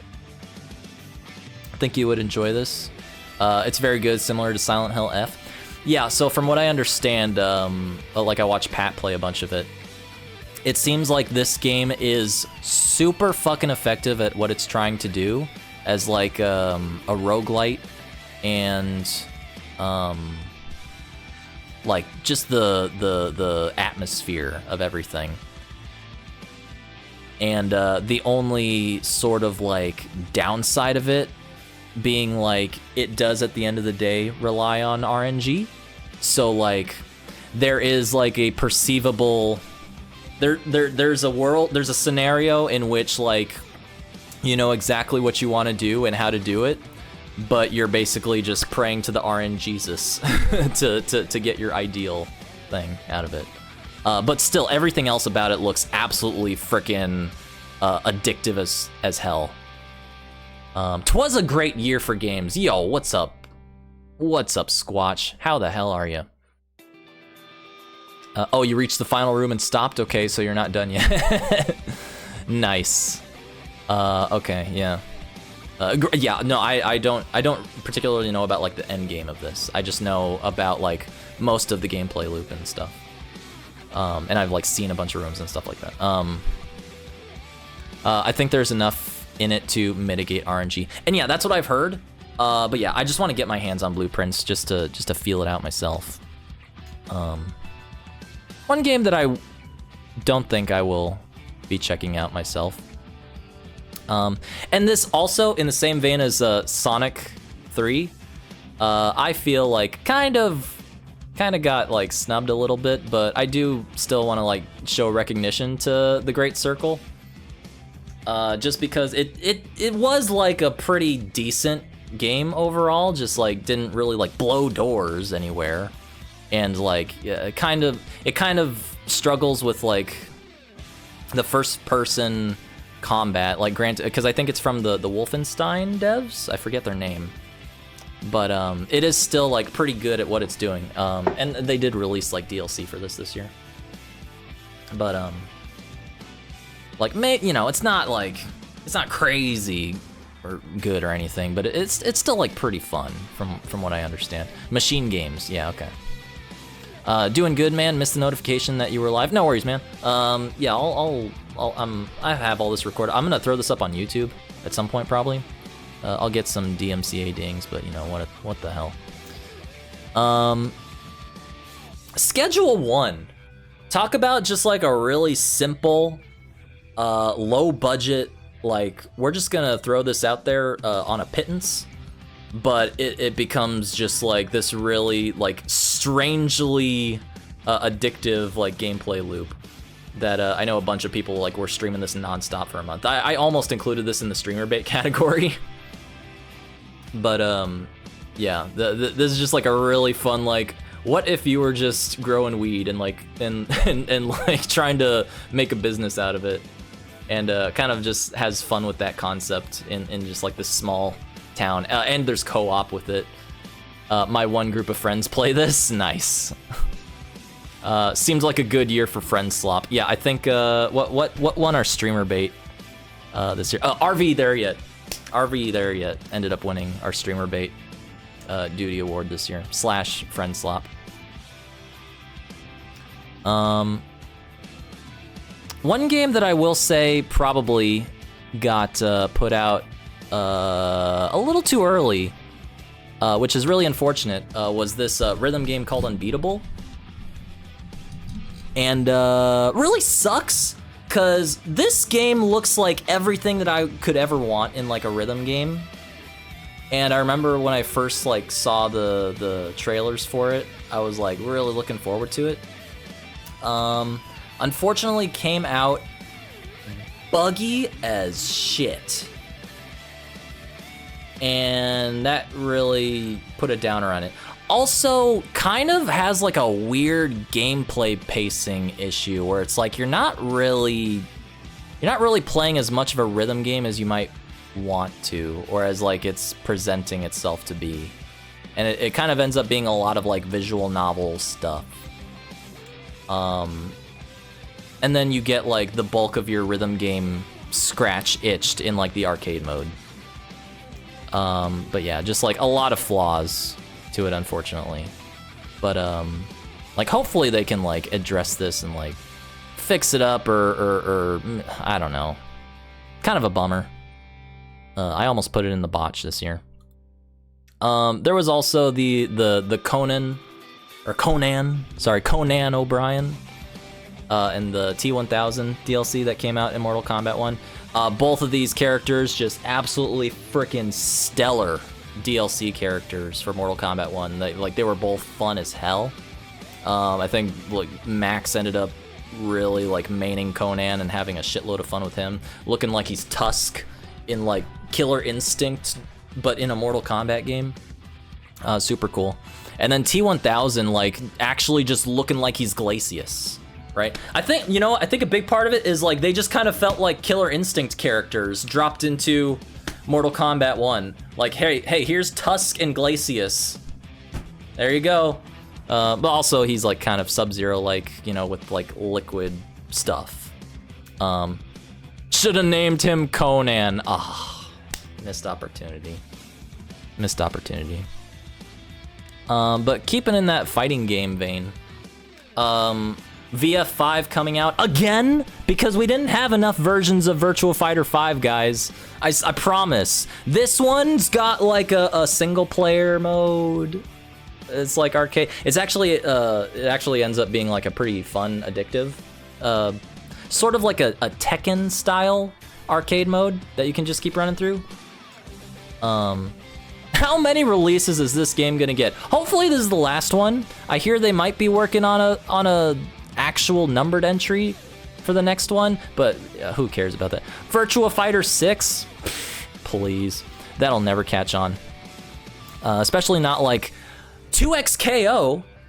A game that will be coming out next year.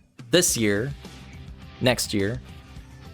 And I eagerly anticipate seeing how successful and fun and all that good stuff that this game's gonna be. Already a shoo-in for fighting game of the year next year. As it technically was last year. It's gonna be like Elden Ring. It's just game of the year every year. Like Night Rain. Last one on this platform. T-1000 is only 5 characters. We're renaming him Pimpy. Yo, the legend of Pimpy lives on. Lest we forget. But yeah, as far as other fighting games that are going to be coming out next year, Tokon, all the demo stuff that happened late 2025. Obviously not like a full release yet, but did not actually get my chance to get my hands on it at EVO, but like everyone I talked to at EVO said like it was like really fucking crazy and like very different from what they were expecting, but in a fun way. And like everything from what I can take away from people's impressions of this game so far are like, it does need some work, and like the tagging especially needs to be addressed because it doesn't feel like the tagging really works as a concept yet. But everything else about the game seems like it's like really fucking fun and like worth getting. And with Arxis at the helm, like just putting in their quality is gonna go a long way. Played this one very briefly. It has potential, yeah. I was seeing Neon Zero do crazy looking like Spider-Man loops on Max on stream, and I'm just like, God damn, this, you're already breaking the game. Neon, you are breaking the game. Hey, how about that Shinobi game? Art of Vengeance. Hey, this game seems fucking dope. No notes. Speaking of games that seem fucking dope, Absolem seems like a genuine evolution of beat 'em ups. Like, it's actually doing this crazy ass, like, super fun roguelite stuff with its beat 'em up gameplay. And playing as like all the characters in full co-op is really fucking fun. Infinitely replayable. It doesn't. It seems like it doesn't have the problem of like, oh, my RNG gave me this build and it sucks. I hate it. No, guess what? Whatever you get, like everything is fun in the game. Like whatever you get, you're gonna have a fun time. And fucking Mick Gordon is doing songs on it. This seems like one of the dark horse like games of the year that came out in 2025, and probably didn't get nearly enough recognition, if any. Similarly, I would say Digimon Story 2, Time Stranger. I think the only real caveat of this game was like, it was apparently in dev hell for a fucking long time, and ends up looking like it because it pretty much just looks like a secret like Xbox 360 or PS3 era SMT game for Digimon that came out this year. Well, last year, but this year.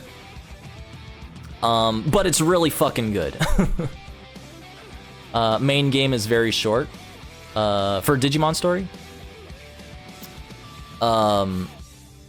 And yeah, seems like just a genuinely really great like monster tamer like Digimon game, and really like is like designed. Yeah, Digimon. Okay. Seems like it's really heavily designed around like, yeah, Digivolve. Keep Digivolving. You're running out of Digivolutions. More Digivolutions. Keep doing it, and it's like fast and loose with it. $70 was rough. Yeah, that's like a drawback too. It's like, you know, you're looking at basically an SMT game that's been in dev hell for like over 5 years. God, I have to remember it's like 2026 now. Oh God, 10 years. And you're paying $70 for it. Uh-oh. So that is a drawback.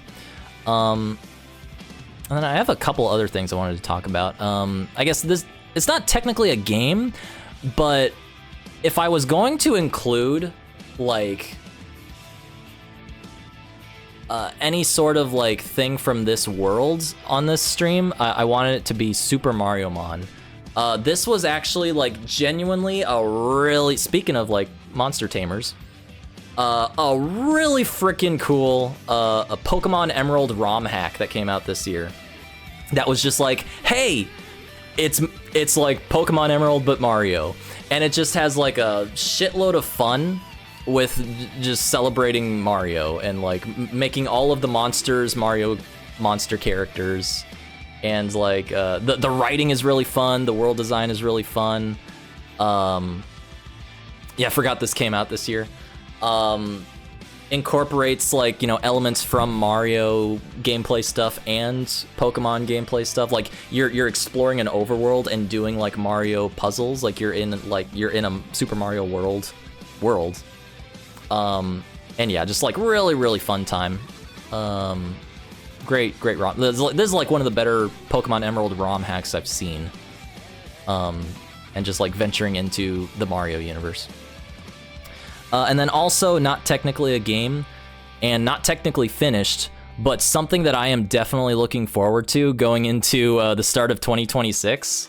Fallout Season 2 already. I have given no shits about Fallout for the longest time. It is just something that has just not been in my wheelhouse. Never really got into it, never really cared to get into it.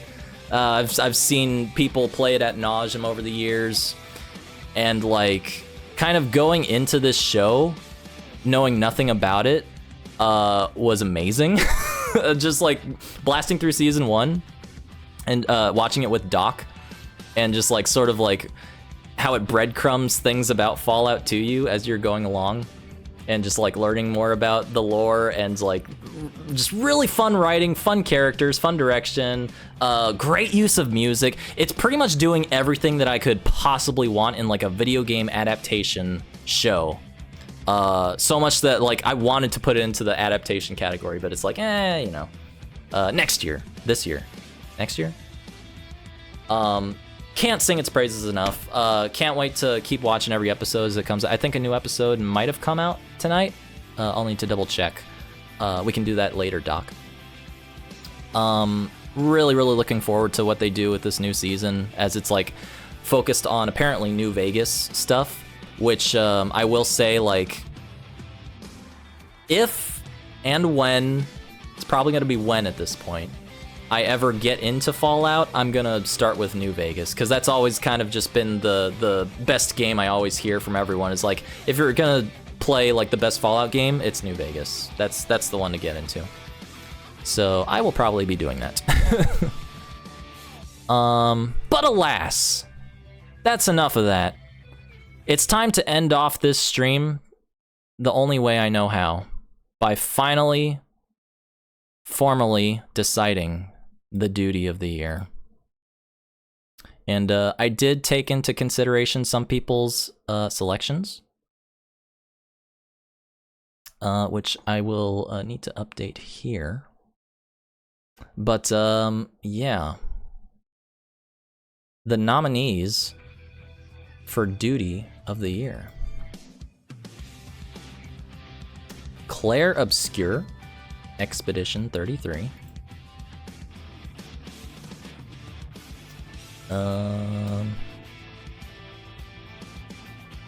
Blueprints.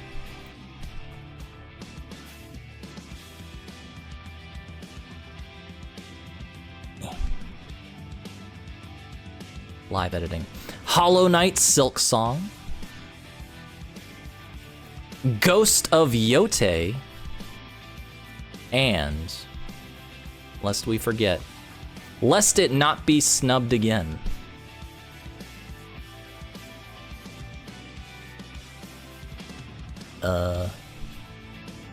Donkey Kong Bonanza. Let's do it.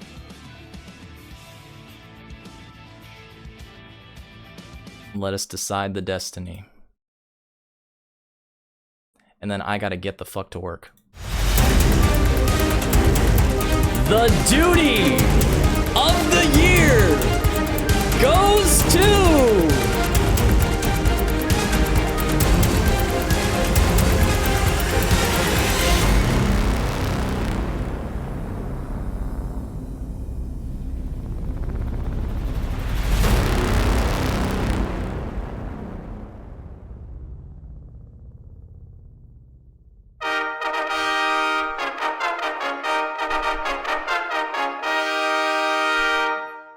Ghost of Yote.